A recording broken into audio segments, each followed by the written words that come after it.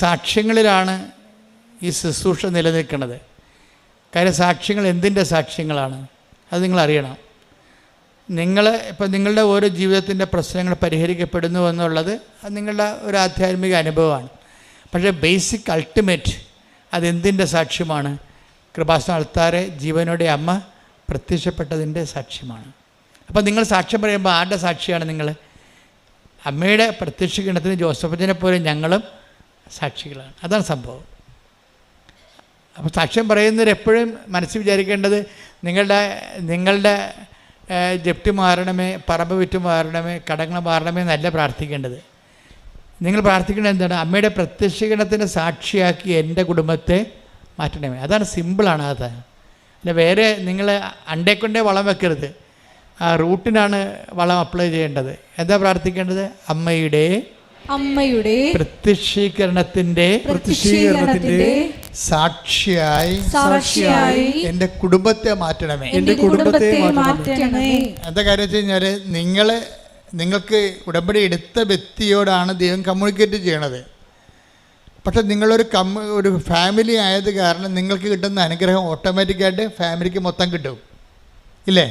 അപ്പം നിങ്ങൾ വഴിയായിരിക്കും നിങ്ങളുടെ ഭർത്താവോ ഭാര്യയോ മക്കളോ ഒക്കെ പ്രത്യക്ഷീകരണത്തിലേക്ക് ആകർഷിക്കപ്പെടുന്നത്. നിങ്ങൾ വഴിയായിരിക്കും മറ്റുള്ളവരോടത് മാതാവ് പ്രത്യക്ഷപ്പെട്ടു, ദുരന്തമുണ്ടാകാൻ പോണ പ്രാർത്ഥിക്കണമെന്ന് പറഞ്ഞു. അതുകൊണ്ട് നമ്മൾക്ക് ഈ പ്രാർത്ഥന മറ്റുള്ളവരോടും പറയണം. ഈ പ്രാർത്ഥന ആണ് പ്രചരിപ്പിക്കുന്നത്. ശരിക്കും പറഞ്ഞാൽ പ്രത്യക്ഷീകരണം നമ്മുടെ റാലിയൊക്കെ നടത്തുന്നത് എന്തിനു വേണ്ടിയാണ്? ആ 3 ലക്ഷം പേരിലേക്ക് പ്രത്യക്ഷീകരണം പ്രചരിപ്പിക്കുക.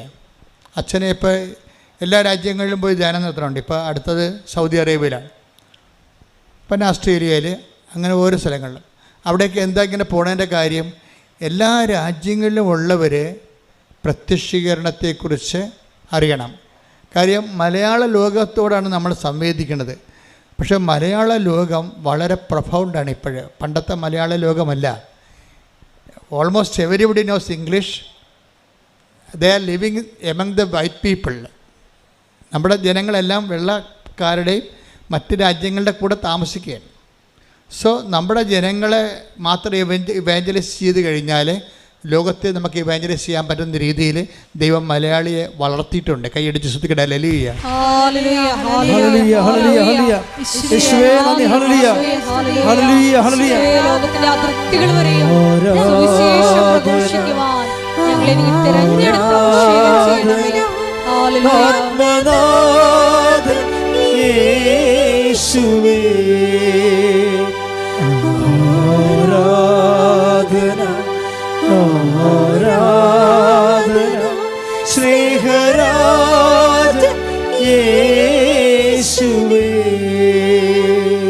ഉടമ്പടിയുടെ ഭാഗമാകുന്ന അല്ലെങ്കിൽ ഉടമ്പടിയുടെ ഭാഗമാകാൻ വേണ്ടി ദൈവം പ്രത്യേക ദൈവവിളി, അതൊരു വിളിയാണ്. അപ്പം നിങ്ങൾക്ക് രോഗമുണ്ട് എന്നല്ല പറയേണ്ടത്, നിങ്ങൾക്ക് ദൈവമായിട്ട് ഉടമ്പടി ചെയ്യാനുള്ള ദൈവവിളി ഉണ്ടെന്നാണ് പറയേണ്ടത്. You got the point.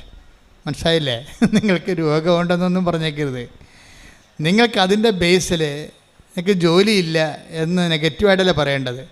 നിങ്ങൾക്ക് ഈ ഒരു ഇല്ലായ്മ വെച്ചുകൊണ്ട് ദൈവമായിട്ട് ഉടമ്പടി ചെയ്യാനുള്ള ഒരു യോഗ്യതയുണ്ട്. ശ്രുതികട. ഹല്ലേലൂയ.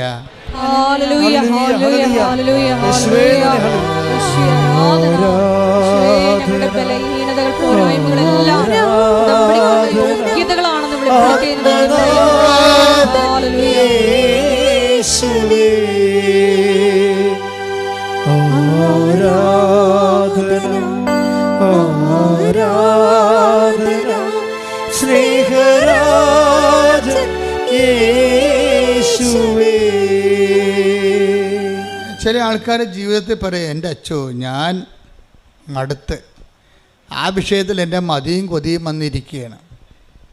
ചിലപ്പോൾ അവർക്ക് ഇൻട്രസ്റ്റ് ഉള്ള കാര്യമായിരിക്കും. ചിലപ്പോൾ ഭക്ഷണം കഴിക്കുന്ന ആൾക്കാരായിരിക്കും, അത് ഭക്ഷണത്തോട് ഇൻട്രസ്റ്റ് ഉള്ള ആളായിരിക്കും. ചിലപ്പോൾ സിനിമയോട് ഇൻട്രസ്റ്റ് ഉള്ള ആളായിരിക്കും. ചിലർക്ക് പാട്ട് കേട്ട് ഇൻട്രസ്റ്റ് ഉള്ള, ചിലർക്ക് കുഞ്ഞുങ്ങളെ വളർത്തുന്നതിൽ ഭയങ്കര ഇൻട്രസ്റ്റ് ഉള്ള ആൾക്കാരുണ്ട്. ഒരു തട്ട് കിട്ടണവരെ നമുക്കെല്ലാം ഇൻട്രസ്റ്റ് ആയിരിക്കും. എല്ലാത്തിലും തട്ടിരിപ്പുണ്ടേ. അറിയാതെ ഒന്നും ചാടി വീടാക്കരുത്. അമിതമായ ആവേശം ഒന്നിനും കാണിക്കരുത്. എല്ലാത്തിലും തട്ടിരിപ്പുണ്ട്. എന്താ കാര്യം വെച്ച് കഴിഞ്ഞാൽ നമ്മുടെ ഭൂമി ദൈവം ഡിസൈൻ ചെയ്തപ്പോൾ സ്വർഗത്തെ പ്രീസപ്പോസ് ചെയ്തുകൊണ്ടാണ് ഡിസൈൻ ചെയ്തിരിക്കുന്നത്. പറഞ്ഞ മനസ്സിലായില്ലേ? നമ്മുടെ ഭൂമിയും അതിലുള്ള മനുഷ്യൻ്റെ വാഴ്വും ദൈവം ക്രമീകരിച്ചപ്പോൾ സ്വർഗത്തെ പ്രീസപ്പോസ് ചെയ്തിട്ടുണ്ടാണ്. അതായത് സ്വർഗത്തെ അവലംബമാക്കിയിട്ടാണ് നമ്മുടെ ഇവിടുത്തെ ജീവിതം ദൈവം ഡിസൈൻ ചെയ്തിരിക്കുന്നത്. അതുകൊണ്ട് തന്നെ നിങ്ങൾക്ക് ഇവിടെ സ്വർഗം ഉണ്ടാക്കാമെന്നുള്ള ഐഡിയ ആ വെള്ളം വാങ്ങി വെച്ചാൽ മതി, നടക്കത്തില്ല. അതുകൊണ്ട് നിങ്ങൾക്ക് എന്നാ പറ്റണമെന്ന് വെച്ച് കഴിഞ്ഞാൽ, നിങ്ങൾ അമിതമായ ആവേശ സ്നേഹങ്ങൾ പിള്ളേരോട് കാണിച്ചാൽ കുറച്ച് കഴിയുമ്പോൾ, അവർ കല്യാണം കഴിച്ച് കഴിയുമ്പോൾ നിങ്ങൾക്ക് അവർ തട്ട് കിട്ടി കഴിയുമ്പോൾ മനസ്സിലാവും, വെറുതെ ആവശ്യമില്ലാതെ അതൊക്കെ എല്ലാത്തിനും. ഇത് തന്നെ ഭർത്താവിനോട് കാണിക്കുന്ന സ്നേഹവും, ഇത് തന്നെ ഭാര്യയോട് കാണിക്കുന്ന സ്നേഹവും, ഇനി നിങ്ങളുടെ പ്രൊഫഷനോട് കാണിക്കുന്ന സ്നേഹവും എല്ലാം ദൈവത്തിൻ്റെ സ്നേഹത്തെ കണ്ടറിയണവരെ ബാക്കി എന്തിനും നമുക്ക് മതിയും കൊതിയും വരും, തീർന്നെന്ന് പോകും. ആൾക്കാർ പറയും, ഓ മതിയും കൊതിയും തീർന്ന്. എന്നിട്ട് അങ്ങനെ നിങ്ങൾ തലയെ കൈ വെച്ചുകൊണ്ട് പറയും, ഓ അതിന് ഞാൻ മതിയും കൊതിയും തീർന്നിരിക്കണമെന്ന് പറയും. എന്താ ഭൂമിയുടെ അവസ്ഥ അതാ. ഇനി മതിയും കൊതിയും തീരാത്ത ഒരു സംഭവം എന്ന് പറയുന്നത് ദൈവത്തോടുള്ള സ്നേഹമാണ്. ഞാൻ നിങ്ങളോട് പറയുന്നു, നിങ്ങൾ ഉടമ്പടി ചെയ്യുന്നു, നിങ്ങളുടെ വിശ്വാസം വേണമെന്ന് ഞാനൊരിക്കലും പറയില്ല. You must not have faith. നിങ്ങൾക്ക് വിശ്വാസം ആവശ്യമില്ല. കാര്യം ദൈവത്തിന് അത് ആവശ്യമില്ലാത്ത കൊണ്ടാണ്. നിങ്ങൾക്ക് വിശ്വാസം ആവശ്യമില്ല. എന്താ കാര്യം? ദൈവത്തിനത് ആവശ്യമില്ലാത്ത കൊണ്ടാണ്. എന്താ കാര്യം? നമ്മുടെ വിശ്വാസത്തിലല്ല ദൈവം ജീവിക്കണത്, ആണോ? അല്ല. നമ്മുടെ വിശ്വാസത്തിലേക്ക് ദൈവം ഉണ്ടാകുമോ? അപ്പം നമ്മുടെ വിശ്വാസത്തിലല്ല ദൈവത്തിൻ്റെ നിലനിൽപ്പ്. പിന്നെ എന്താ നമുക്ക് വേണ്ടത്? വിശ്വാസം ഒരു കിൻഡർ ഗാർട്ടൻ പരിപാടിയാണ്. എന്ന് വെച്ച് കഴിഞ്ഞാൽ നഴ്സറി കുഞ്ഞുങ്ങൾ ഇല്ലേ, മാങ്ങ എന്നൊരു പടം കാണിച്ചിട്ട് അവിടെ മാംഗോ എന്ന് എഴുതി വെക്കും അല്ലേ? അതാണ് വിശ്വാസത്തിൻ്റെ നിലവാരം. അത്രേ ഉള്ളൂ. എ ബി സി ഡി നോളജാണ് വിശ്വാസം എന്ന് പറയണത്. നിങ്ങൾ ഓരോ കാര്യം ചെയ്യുമ്പോഴും ഉടമ്പടി ഇതൊന്നും വർക്കൗട്ട് ചെയ്യും. വിശ്വാസം ഒന്നും ഉടമ്പടി വർക്കൗട്ട് ചെയ്തില്ല. എന്ന് വെച്ച് കഴിഞ്ഞാൽ ഉടമ്പടിയിൽ ഉപയോഗിക്കുന്നത്, ഇപ്പം നമ്മൾ അച്ഛൻ എപ്പോഴും പറയത്തില്ലേ, മണ്ണെണ്ണ. ചില സ്റ്റൗവിലൊക്കെ മണ്ണെണ്ണ മതി അല്ലേ? വിറകുണ്ട്. പണ്ട് നമ്മൾ വിറക് ഉപയോഗിച്ചിരുന്നതാണ്. അതിനുശേഷം നമ്മൾ മണ്ണെണ്ണ സ്റ്റൗവൊക്കെ ഉപയോഗിക്കാൻ തുടങ്ങി ഇല്ലേ? അപ്പോൾ അതിന് ശേഷമാണ് നമ്മൾ പിന്നീട് ഗ്യാസിലോട്ടൊക്കെ കൺവേർട്ട് ചെയ്ത് വന്നു.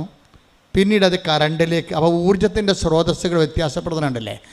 ആദ്യം വിറക്, പിന്നെ മണ്ണെണ്ണ, പിന്നെ അത് കഴിഞ്ഞിട്ട് ശേഷം നമ്മൾ ഗ്യാസ് ഉപയോഗിച്ചു. ഇപ്പോൾ നമ്മൾ കറണ്ട് ഉപയോഗിക്കുന്നു. അപ്പോൾ ഊർജ്ജം ഇങ്ങനെ മാറി. പെട്ടെന്നാണ് ഈ ഊർജ്ജമാറ്റം അടുക്കളയിൽ സംഭവിക്കുന്നത്. ഇതുപോലെ തന്നെയാണ് ഈ ഉടമ്പടിയിൽ വരുമ്പോൾ നമ്മൾ വിറക് ഉപയോഗിക്കാൻ പറ്റത്തില്ല. പണ്ടത്തെ വിശ്വാസം ഉപയോഗിക്കാൻ പറ്റത്തില്ല. അതിൽ കുറേ കരിയും പുകയൊക്കെ ഉണ്ടാകും. അതാണ് പ്രശ്നം. പിന്നെ അതിൻ്റെ അകത്ത് ഉപയോഗിക്കുന്നത് പ്രത്യാശയമല്ല. അതിൻ്റെ അകത്ത് നമുക്ക് ഇത് കഴിഞ്ഞ് പിന്നെ മണ്ണെണ്ണ ഉപയോഗിക്കാൻ പറ്റുന്നത്. അതിൻ്റെ അകത്ത് ഉപയോഗിക്കുന്നത് അതായത് റിഫൈൻഡ് ലവ് ആണ്. ലവ് അല്ല ശരിക്കും പറഞ്ഞാൽ ഉടമ്പടി ഉപയോഗിക്കേണ്ടത്, റിഫൈൻഡ് ലവ് ആണ്. റിഫൈൻഡ് ലവ് എന്ന് പറഞ്ഞാൽ എന്താണ്? ശുദ്ധീകരിച്ച സ്നേഹം. പറഞ്ഞ മനസ്സിലായില്ലേ? റിഫൈൻഡ് ലവ്, ശുദ്ധീകരിച്ച സ്നേഹം. ഈ ശുദ്ധീകരിച്ച സ്നേഹമാണ് നമ്മൾ ഉടമ്പടിയിൽ ഉപയോഗിക്കേണ്ടത്. അപ്പോഴാണ് ഈ സാധനം പെട്ടെന്ന് കത്തണത്. അപ്പോൾ നിങ്ങൾ ഓർക്കും എന്താണ് ശുദ്ധീകരിച്ച സ്നേഹമെന്ന്.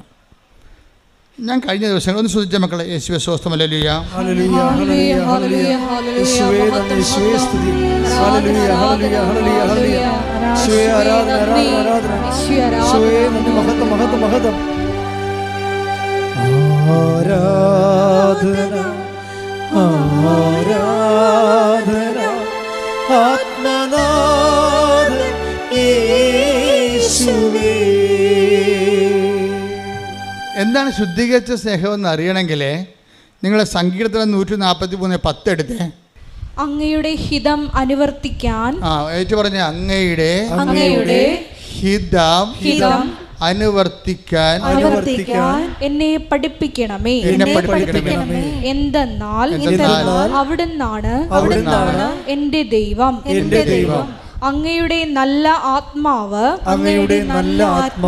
എന്നെ നിരപ്പുള്ള വഴിയിലൂടെ നയിക്കട്ടെ. അപ്പോൾ അതാണ് റിഫൈൻഡ് ലവ് എന്ന് പറയുന്നത്. ഇത് പതുക്കെ നമ്മൾ അതിലേക്ക് എത്തിച്ചേരണം. റിഫൈൻ ലവ് എന്ന് പറയുമ്പോൾ അതിൻ്റെ അകത്ത് സ്റ്റെയിൻ ഉണ്ടാകത്തില്ല. ഇപ്പോൾ നമുക്കറിയാം ഡീസൽ റിഫൈൻ ചെയ്ത് കഴിഞ്ഞാൽ നമുക്ക് എന്നാ കിട്ടണത്? പെട്രോൾ. അപ്പോൾ അതിൻ്റെ കുറച്ച് സാധനങ്ങൾ റിഫൈൻഡ് കഴിയുമ്പോൾ കുറച്ച് എന്ത് അതിൽ നിന്ന് പോകുന്ന കുറച്ചധികം താറ് പോലെയുള്ള സാധനങ്ങൾ അതിൽ നിന്ന് പോകും. വെള്ളം ശുദ്ധീകരിക്കും, എണ്ണ ശുദ്ധീകരിക്കും. അപ്പോൾ കുറച്ച് സോപ്പ് ഉണ്ടാക്കുന്നതും ഡിറ്റർജൻറ്റൊക്കെ ഉണ്ടാക്കുന്നതും അതിന് നമ്മൾ ബൈ പ്രോഡക്റ്റുകളെന്ന് പറയും. ഈ ബൈ പ്രോഡക്റ്റുകളെല്ലാം ഡീസലിലുള്ളത് കൊണ്ടാണ് അത് നമ്മൾ ലോറിയിലെ വല്ല ഉപയോഗിക്കും. സൊഫിസ്റ്റിക്കേറ്റഡ് കാറിൽ BMW ഉപയോഗിക്കത്തില്ല. അങ്ങനെ ചില കാറുകൾ അതിനു വേണ്ടി മാത്രം ഡിസൈൻ ചെയ്യണതുണ്ടെങ്കിലും, പക്ഷേ ഇനി വിമാനം വരുമ്പോൾ വീണ്ടും മാറും. എന്താണ്? ഈ പെട്രോൾ പോലും അതിൻ്റെ അകത്തുകൊണ്ട് കുറച്ച് താറും കാര്യങ്ങളൊക്കെ അതിങ്ങനെ കാണുമ്പോൾ കണ്ണീര് പോലെ ഇരിക്കുമെന്നുണ്ടെങ്കിലും അതിൻ്റെ അകത്തും സ്റ്റെയിനുണ്ട്, ചേരുവകകളുണ്ട്. അതുകൊണ്ട് അത് വീണ്ടും റിഫൈൻ ചെയ്തിട്ടാണ് നമ്മൾ ഏവിയേഷൻ ഓയിൽ ഉണ്ടാക്കുന്നത്. നമ്മൾ ഡിസ്റ്റിൽഡ് വാട്ടർ പോലെ ക്രിസ്റ്റൽ ക്ലിയർ ആയിരിക്കും ഏവിയേഷൻ ഓയിൽ. ഈ ഏവിയേഷൻ ഓയിലിലേക്കുള്ള ഈ താറിൻ്റെ വളർച്ചയില്ലേ, താറാണല്ലോ പിന്നീട് ഡീസലായിട്ടും പിന്നീട് പെട്രോളായിട്ടും പിന്നീട് ഏവിയേഷൻ ഓയിലായിട്ടും വരുമ്പോൾ ഈ താറ് ഇങ്ങനെ അത് റിഫൈൻ ചെയ്തിട്ട് വരണത് ഈ ഡിസ്റ്റിൽഡ് വാട്ടർ നമ്മുടെ കുത്തുവെക്കുമ്പോൾ ഉപയോഗിക്കുന്ന വെള്ളമില്ലേ, ഇഞ്ചക്ഷൻ വെള്ളത്തിൻ്റെ അതേ ക്രിസ്റ്റൽ ക്ലിയറിലേക്ക് ഈ റിഫൈൻഡ് വരും. ഇതാണ് സ്റ്റെയിൻഡ്, ഇതാണ് റിഫൈൻഡ് എന്ന് പറയുന്നത്, ശുദ്ധീകരിച്ച സ്നേഹം. കാര്യം നമ്മളുടെ എല്ലാ ദൈവസ്നേഹത്തിലും നമ്മളുടെ ആത്മാവുണ്ട് അതിൻ്റെ അകത്ത്. ഇപ്പം നമ്മൾ ദൈവത്തെ സ്നേഹിക്കുന്നു. ഇപ്പോൾ പശുവിനെ നമ്മൾ സ്നേഹിക്കുന്നു അല്ലേ? പശുവിനെ നമ്മൾ സ്നേഹിക്കുന്നത്, പശുവിനെ തടകും നമ്മൾ, പശുവിൻ്റെ വായിക്കൊണ്ട് കൈ വെച്ച് കൊടുക്കും, അത് നമ്മൾ നക്കും അല്ലേ? അപ്പോൾ കുഞ്ഞുങ്ങൾ തന്നെ, കാര്യം അതിനൊക്കെ ഔഷധ ശക്തി ഉണ്ടല്ലോ. അപ്പോൾ കുഞ്ഞുങ്ങൾ തന്നെ അതിൻ്റെ പിടിച്ച് പ്രസവിച്ച പശുവിൻ്റെ കുഞ്ഞുങ്ങൾ ഇടിച്ചതിൽ താഴെ വീണ് കഴിഞ്ഞാൽ ഉടനെ അമ്മ പശു എന്നാ ചെയ്യണത്? തല വളച്ചിട്ട് അതിൻ്റെ മുട്ട നക്കി കൊടുക്കണുണ്ടല്ലേ? അതിനത് വേദന സംഹാരിയാണത്. ശരിക്കും പറഞ്ഞാൽ അമ്മമാർക്ക് ദൈവം കൊടുത്തിരിക്കുന്ന ഒരു പ്രത്യേക കഴിവാണത്, പ്രകൃതി മൊത്തം ഉണ്ട്. അപ്പോൾ ഇത് ഇങ്ങനെ നമ്മളിപ്പോൾ പശുവിനെ സ്നേഹിക്കുന്നത്. അപ്പോൾ എന്തുകൊണ്ടാണ് സ്നേഹിക്കണത്? പശു നമുക്ക് പാല് തരുന്നു. നാട്ടുകാരുടെ വീട്ടിൽ പോയി എന്ത് പാലാണ് തരണം നമുക്കറിയത്തില്ലല്ലോ. അപ്പോൾ അതുകൊണ്ട് നമുക്ക് ശുദ്ധമായ പാല് കിട്ടാൻ വേണ്ടി നമ്മൾ പശുവിൻ്റെ ഇടയ്ക്ക് നമ്മൾ സ്നേഹിക്കുന്നു. പശുവിന് പുല്ല് കൊടുക്കുന്നു, കാടി കൊടുക്കുന്നു, കാറ്റിൽ കൊടുക്കുന്നു, ഓക്കെ കൊടുക്കുന്നു, പുഷ്ടി കൊടുക്കുന്നു. അങ്ങനെ ഓരോ സാധനം കൊടുത്തിട്ട് നമ്മുടെ പാല് കൂടുന്നുണ്ടോ നമ്മൾ നോക്കുന്നു, അളന്ന് നോക്കുന്നു, എന്നിട്ട് പിന്നെ കലക്കി നോക്കുന്നു, പിന്നെ ഗ്ലാസ്സിലെടുത്തിട്ട് കുലുക്കി നോക്കുന്നു. കാര്യം എന്താ? അതായത് ഈ പാലിൻ്റെ തടിപ്പ് കുറഞ്ഞാൽ കൂടിയെന്നറിയാൻ വേണ്ടി കുലുക്കി നോക്കും. അപ്പോൾ തടിപ്പുള്ള പാലുണ്ടാകും. അപ്പോൾ അങ്ങനെ വരുമ്പോൾ ഇതിനെല്ലാം നമ്മൾ ശ്രദ്ധിക്കും. എന്നിട്ട് നമ്മൾക്ക് അതനുസരിച്ച് നമ്മൾ ഓക്കെ മാറ്റിയെടുത്ത് പുഷ്ടിയാക്കി മാറ്റും. ചിലപ്പോൾ പുളിങ്കുരു കൊടുക്കും, ഇടിച്ചു കൊടുക്കും, പിണ്ണാക്ക്. ഇതെല്ലാം നമ്മുടെ ഉദ്ദേശം പാല് കട്ടിയുള്ളതായിരിക്കണം, ശുദ്ധിയുള്ളതായിരിക്കണം എന്നാണ്. അപ്പോൾ നമ്മൾ സ്നേഹിക്കുകയാണ് ആരാണ്? പശുവിനെ പുഷ്ടി കൊടുത്തും ഓക്കെ കൊടുത്തും സ്നേഹിക്കുക. നിങ്ങൾ ഓക്കെ കൊടുക്കുന്നതിന് പകരം ദൈവത്തിന് ഉടമ്പടി കൊടുക്കുകയാണ്. അത്രേ ഉള്ള വ്യത്യാസം. എന്താ കാര്യം? നമുക്ക് വല്ല 10 മാർക്ക് കൂടുതൽ കിട്ടണം. മനസ്സിലായില്ലേ? പശുവിന് ഓക്കെ കൊടുക്കുന്നതിന് പകരം ദൈവത്തിന് നിങ്ങൾ ഉടമ്പടി കൊടുത്തിട്ട് അതനുസരിച്ച് ചെയ്യാൻ നോക്കുന്നു. ഉദ്ദേശം എന്താ? ഉദ്ദേശം നമുക്ക് നമ്മുടെ ജപ്തി നടപടി മാറണം. അപ്പോൾ ഇതിൻ്റെ അകത്തെല്ലാം നമ്മുടെ ഒരു ആഗ്രഹം കിടക്കുന്നുണ്ട്. ദൈവത്തിൻ്റെ കാര്യമാണെങ്കിൽ പോലും നമ്മുടെ ഒരു ആഗ്രഹം കിടപ്പുണ്ട്. ഇവിടെ ഓരോരുത്തരും ദൈവഹിതത്തിന് യാതൊരു പ്രസക്തിയുമില്ല. നമ്മുടെ ഹിതത്തിന് മാത്രമേ പ്രസക്തിയുള്ളൂ. അതുകൊണ്ടാണ് സങ്കീർത്തനം പറയണത്. ഒന്നിനു വായിച്ചേ, 143:10 ഒന്ന് വായിച്ചേ. അങ്ങയുടെ ഹിതം അനുവർത്തിക്കാൻ. അതാണ് പ്രശ്നം. ഒരു പ്രൊവിഷൻ എപ്പോഴും അതിനിട്ടേക്കണം. എന്താണ് എന്ന് പറഞ്ഞ? അങ്ങയുടെ ഹിതം അനുവർത്തിക്കാൻ എന്നെ പഠിപ്പിക്കണമേ. എങ്ങനെ പഠിപ്പിക്കും? അനുഭവങ്ങളാണ് അധ്യാപകൻ. അനുഭവങ്ങളിലൂടെ പഠിക്കാൻ പറ്റത്തുള്ളൂ നമുക്ക്. അപ്പോൾ ഈ അനുഭവങ്ങൾ വരുമ്പോൾ ചില അനുഭവങ്ങൾ എല്ലാം നമ്മുടെ ഹിതം പോലെ എടുക്കരുത്. നിങ്ങളെ മനസ്സിലായില്ലേ? 6 നിയോഗങ്ങൾ ഇട്ടാൽ ഒരു 2 എണ്ണമെങ്കിലും നിങ്ങൾ ദൈവത്തിന് ഓപ്ഷൻ വെക്കണം. മനസ്സിലായ? അത് അങ്ങയുടെ, അതാണ് ആ സങ്കീർത്തനം പറയണത്. എന്താ പറയണത്? അങ്ങയുടെ ഹിതം അനുവർത്തിക്കാൻ എന്നെ പഠിപ്പിക്കണമേ. അപ്പം പഠിപ്പിക്കണം എന്ന് വെച്ച് കഴിഞ്ഞാൽ ദൈവം പഠിപ്പിക്കണം എങ്ങനെയാണ്? അനുഭവങ്ങളിലൂടെയാണ് പഠിപ്പിക്കത്തുള്ളൂ. അല്ലാതെ ദൈവം വന്ന് നേരിട്ട് ഇങ്ങോട്ട് വന്നിട്ട് ഓട്ടോറിക്ഷ വന്ന് ഇറങ്ങിയിട്ട് നമ്മളെ പഠിക്കുക, പുസ്തകം സ്ലൈറ്റ് എടുക്കുക എന്ന് പറഞ്ഞ് പഠിപ്പിക്കുക ഇല്ല. We will get A experience. നമ്മുടെ എക്സ്പീരിയൻസിൽ നിന്നാണ് നമ്മൾ ദൈവത്തിൻ്റെ ഹിതം അനുവർത്തിക്കാൻ പഠിക്കണത്. ഇപ്പം നിനക്ക് 16 കൊല്ലം മക്കളില്ല, ഓക്കെ, 16 കൊല്ലം മക്കളില്ല എന്ന് പറഞ്ഞ് നീ ഉടമ്പടിയും എടുത്തിട്ടുണ്ട്, എല്ലാ കാര്യങ്ങളും ചെയ്യുന്നുണ്ട്, ഓക്കെ. പക്ഷേ നീ നോക്കി നിൽക്കുമ്പോൾ ഇപ്പം ഇന്നലെ കഴിഞ്ഞ ദിവസം ഒരു സാക്ഷ്യം ഉണ്ടായി. എന്ത് സാക്ഷ്യം എന്ന് വെച്ച് കഴിഞ്ഞാൽ, ആദ്യമായിട്ടാണ് എനിക്ക് അങ്ങനെ ഒരു സാക്ഷ്യം എന്ന് പറഞ്ഞത്. അത് വെച്ച് കഴിഞ്ഞാൽ അവർക്ക് 25 വർഷമായിട്ട് മക്കളില്ല. എന്നെ തൊട്ടൊരു സാക്ഷ്യമാണത്. 25 വർഷമായിട്ട് അവർക്ക് മക്കളില്ല. അപ്പോൾ അവരെ സംബന്ധിച്ചിടത്തോളം ഉള്ള ഒരു പ്രശ്നം വെച്ച് കഴിഞ്ഞാൽ അണ്ട ഉൽപ്പാദനം നിലച്ചിരിക്കുന്നു. വയസ്സ് 42 ആയി, എന്നാലും 42 വയസ്സിന് മുമ്പ് തന്നെ അണ്ടം അവർക്ക് ഉൽപ്പാദിപ്പിക്കുന്നില്ല. അണ്ടം ഉൽപ്പാദിപ്പിക്കുന്നില്ല എന്ന് പറയുമ്പോൾ തന്നെ ഇനി ഉള്ള ഓപ്ഷൻ എന്താണ്? അടുത്ത ഒരു സ്ത്രീയുടെ അണ്ടം വിലക്ക് വാങ്ങിക്കണം, എന്നിട്ട് ഈ ഭർത്താവിൻ്റെ ബീജവുമായിട്ട് ചേർത്തിട്ട് ടെസ്റ്റ് ട്യൂബിൽ ഇവരുടെ ഗർഭപാത്രത്തിൽ നിക്ഷേപിക്കണം. അവർ 8 ലക്ഷം രൂപ തൊട്ട് 5 ലക്ഷം രൂപ വരെയുള്ള ചിലവുണ്ടായിനി. അപ്പോൾ അവരോട് പറയും, നിങ്ങൾക്ക് ഉള്ള ഇനി ഇതേ ഉള്ളു മാർഗം എന്ന് പറയും, ഇതേ ഉള്ളു മാർഗം എന്ന് പറയും. അപ്പോൾ അവർ പറയും, ഞങ്ങൾക്ക് അതിനുള്ള പൈസ ഇല്ലെന്നാണ് അവർ പറയണത്. അതിന് ഞങ്ങൾക്കറിയാം, അത് നടന്നാൽ തന്നെ കൊച്ചിനെ കിട്ടണമെന്ന് നിർബന്ധമില്ലാത്ത കൊണ്ട്, ഒരു കൊച്ചിനെ കിട്ടണമെന്ന് നിർബന്ധമില്ലാത്ത കൊണ്ട് അവർ ശാസ്ത്രമാണെന്ന് പറഞ്ഞാലും ശാസ്ത്രത്തിൻ്റെ അകത്തും ഒരു നമ്മുടെ പകുതി മാത്രമേ നമുക്ക് ഉറപ്പുള്ളൂ. അതുകൊണ്ട് അവർ പറയും അത്രയും പൈസ മുടക്കാനില്ല. അപ്പോൾ ഞങ്ങൾ ആ കൊച്ചിനെ കിട്ടുക എന്നുള്ള ആ ഒരു ചാപ്റ്റർ അവരങ്ങോട്ട് ആ പുസ്തകം അടച്ചു വെക്കും, ചാപ്റ്റർ ക്ലോസ് ചെയ്യും. അപ്പോൾ കൊച്ചിനെ കിട്ടുക എന്നുള്ള അങ്ങനെ 22 വയസ്സ്, 22 വർഷമായി, 23 24 25 വർഷമായിട്ട് മക്കളില്ല. അത് ജീവിക്കുമ്പോൾ അവർക്ക് പെട്ടെന്ന് കൃപാസനത്തെക്കുറിച്ച് ആരോ വന്ന് അവരോട് പറയും, കൃപാസനത്തിൽ ഇങ്ങനെ മാതാവ് കുറേ അത്ഭുതങ്ങൾ ചെയ്യുന്നുണ്ട്. അത്രയേ ഉള്ളൂ. ഫസ്റ്റ് ന്യൂസ് അതാണ്. അപ്പോൾ അവരെ സംബന്ധിച്ചിടത്തോളം അവർ ഇവിടെ വന്ന് അത് യൂട്യൂബിൽ കയറി നോക്കുമ്പോൾ അതെല്ലാം സത്യമാണെന്ന് മനസ്സിലാകുമ്പോൾ അവർക്കും തോന്നും, എന്നാൽ ഒന്ന് പോയി നോക്കാമെന്ന് പറയും. അവരങ്ങനെ പോയി നോക്കാൻ വേണ്ടി ആദ്യം വന്ന് ഇവിടെ കണ്ടു കേട്ടു, അവർ പോയി. പിന്നീട് ഒരു പ്രാവശ്യം കൂടി വരാൻ തോന്നി, അങ്ങനെ വന്നു. അവർ ഉടമ്പടി എടുത്തു. ഉടമ്പടി എടുത്തതിന് ശേഷം ഇവർ ചെയ്തുകൊണ്ടിരുന്നത്, ഇവർ ഉടമ്പടി തൈലം എടുത്തിട്ട് എപ്പോഴും വയറ്റെ പുരട്ടിക്കൊണ്ടിരിക്കും. വയറ്റെ പുരട്ടി ആ 1 മാസം പുരട്ടി കഴിഞ്ഞപ്പോൾ തന്നെ അവർ പ്രഗ്നൻ്റായി. അപ്പോൾ എല്ലാവരും പറഞ്ഞു, ഡോക്ടറും പറഞ്ഞു ഇത് ഭയങ്കര പ്രയാസം, ഇത് കൊച്ചിനെ കിട്ടുമെന്ന് അറിയത്തില്ല. അപ്പോൾ ഈ അമ്മ മാത്രം ഉറപ്പിച്ച് നിൽക്കും. എന്താ കാര്യം? കൊച്ചിനെ മനുഷ്യൻ കൊടുത്തതല്ലല്ലോ, പരിശുദ്ധ അമ്മ കൊടുത്തതല്ലേ. അപ്പോൾ റിസ്ക് മുഴുവനും അമ്മയുടെ കയ്യിലാണ്. അപ്പോൾ പണ്ട് ഈ കൃപാസനത്തിനെതിരെ ഒത്തിരിയേറെ ആക്ഷേപങ്ങളുണ്ടായപ്പോൾ ഞാൻ ഉറച്ചു നിന്ന ഒറ്റ പോയിൻ്റ്, ഞാൻ അമ്മയെ നേരിട്ട് കണ്ടതാണല്ലോ, അപ്പോൾ എനിക്ക് എന്നെ തന്നെ വഞ്ചിക്കാൻ പറ്റത്തില്ലല്ലോ. അപ്പോൾ അതുകൊണ്ട് ആ ഒരു ഉറപ്പ് മാത്രമേ എനിക്കുണ്ടായിരുന്നുള്ളൂ. നിങ്ങൾക്ക് കിട്ടിയ സാക്ഷ്യങ്ങളെന്നൊക്കെ പറഞ്ഞത് വേണമെങ്കിൽ ആർക്ക് വേണമെങ്കിൽ എഴുതിത്തള്ളാം, പക്ഷേ ചില സാക്ഷ്യങ്ങൾ. പക്ഷേ എന്നെ സംബന്ധിച്ചിടത്തോളം ഇവിടെ നിൽക്കുന്ന സമയത്ത് തന്നെ ആരോ പുറകെ നിൽക്കണമെന്ന് എനിക്ക് തോന്നി. ഞാൻ തിരിഞ്ഞു നോക്കുകയും കാണുന്നത് ഇതുപോലെ സിൽവർ ഗ്രേയിൽ സമയഘടികാരം നെഞ്ചിൽ ചാർത്തിയാണ് അമ്മ നിൽക്കുന്നത്. 10:08 സൂചി കാണിക്കുന്നുണ്ട്. അപ്പം ഞാൻ ഉടനെ, എനിക്ക് പേടിയൊന്നും തോന്നിയില്ല, വിസ്മയമാണ് തോന്നിയത്, സന്തോഷമാണ് തോന്നിയത്. ഞാൻ അതുപോലെ തിരിഞ്ഞ ആൾക്കാരോട് പറഞ്ഞു, ദേ അമ്മ നിൽക്കുന്നു, കയ്യിൽ നെഞ്ചത്ത് എന്താ ക്ലോക്കിരിപ്പുണ്ട്, 10:08 സൂചി കാണിക്കുന്നുണ്ട്. ഈ 10:08 എന്നൊക്കെ ഞാനിങ്ങനെ കണ്ണട വെച്ച് നോക്കിയതൊന്നുമല്ല.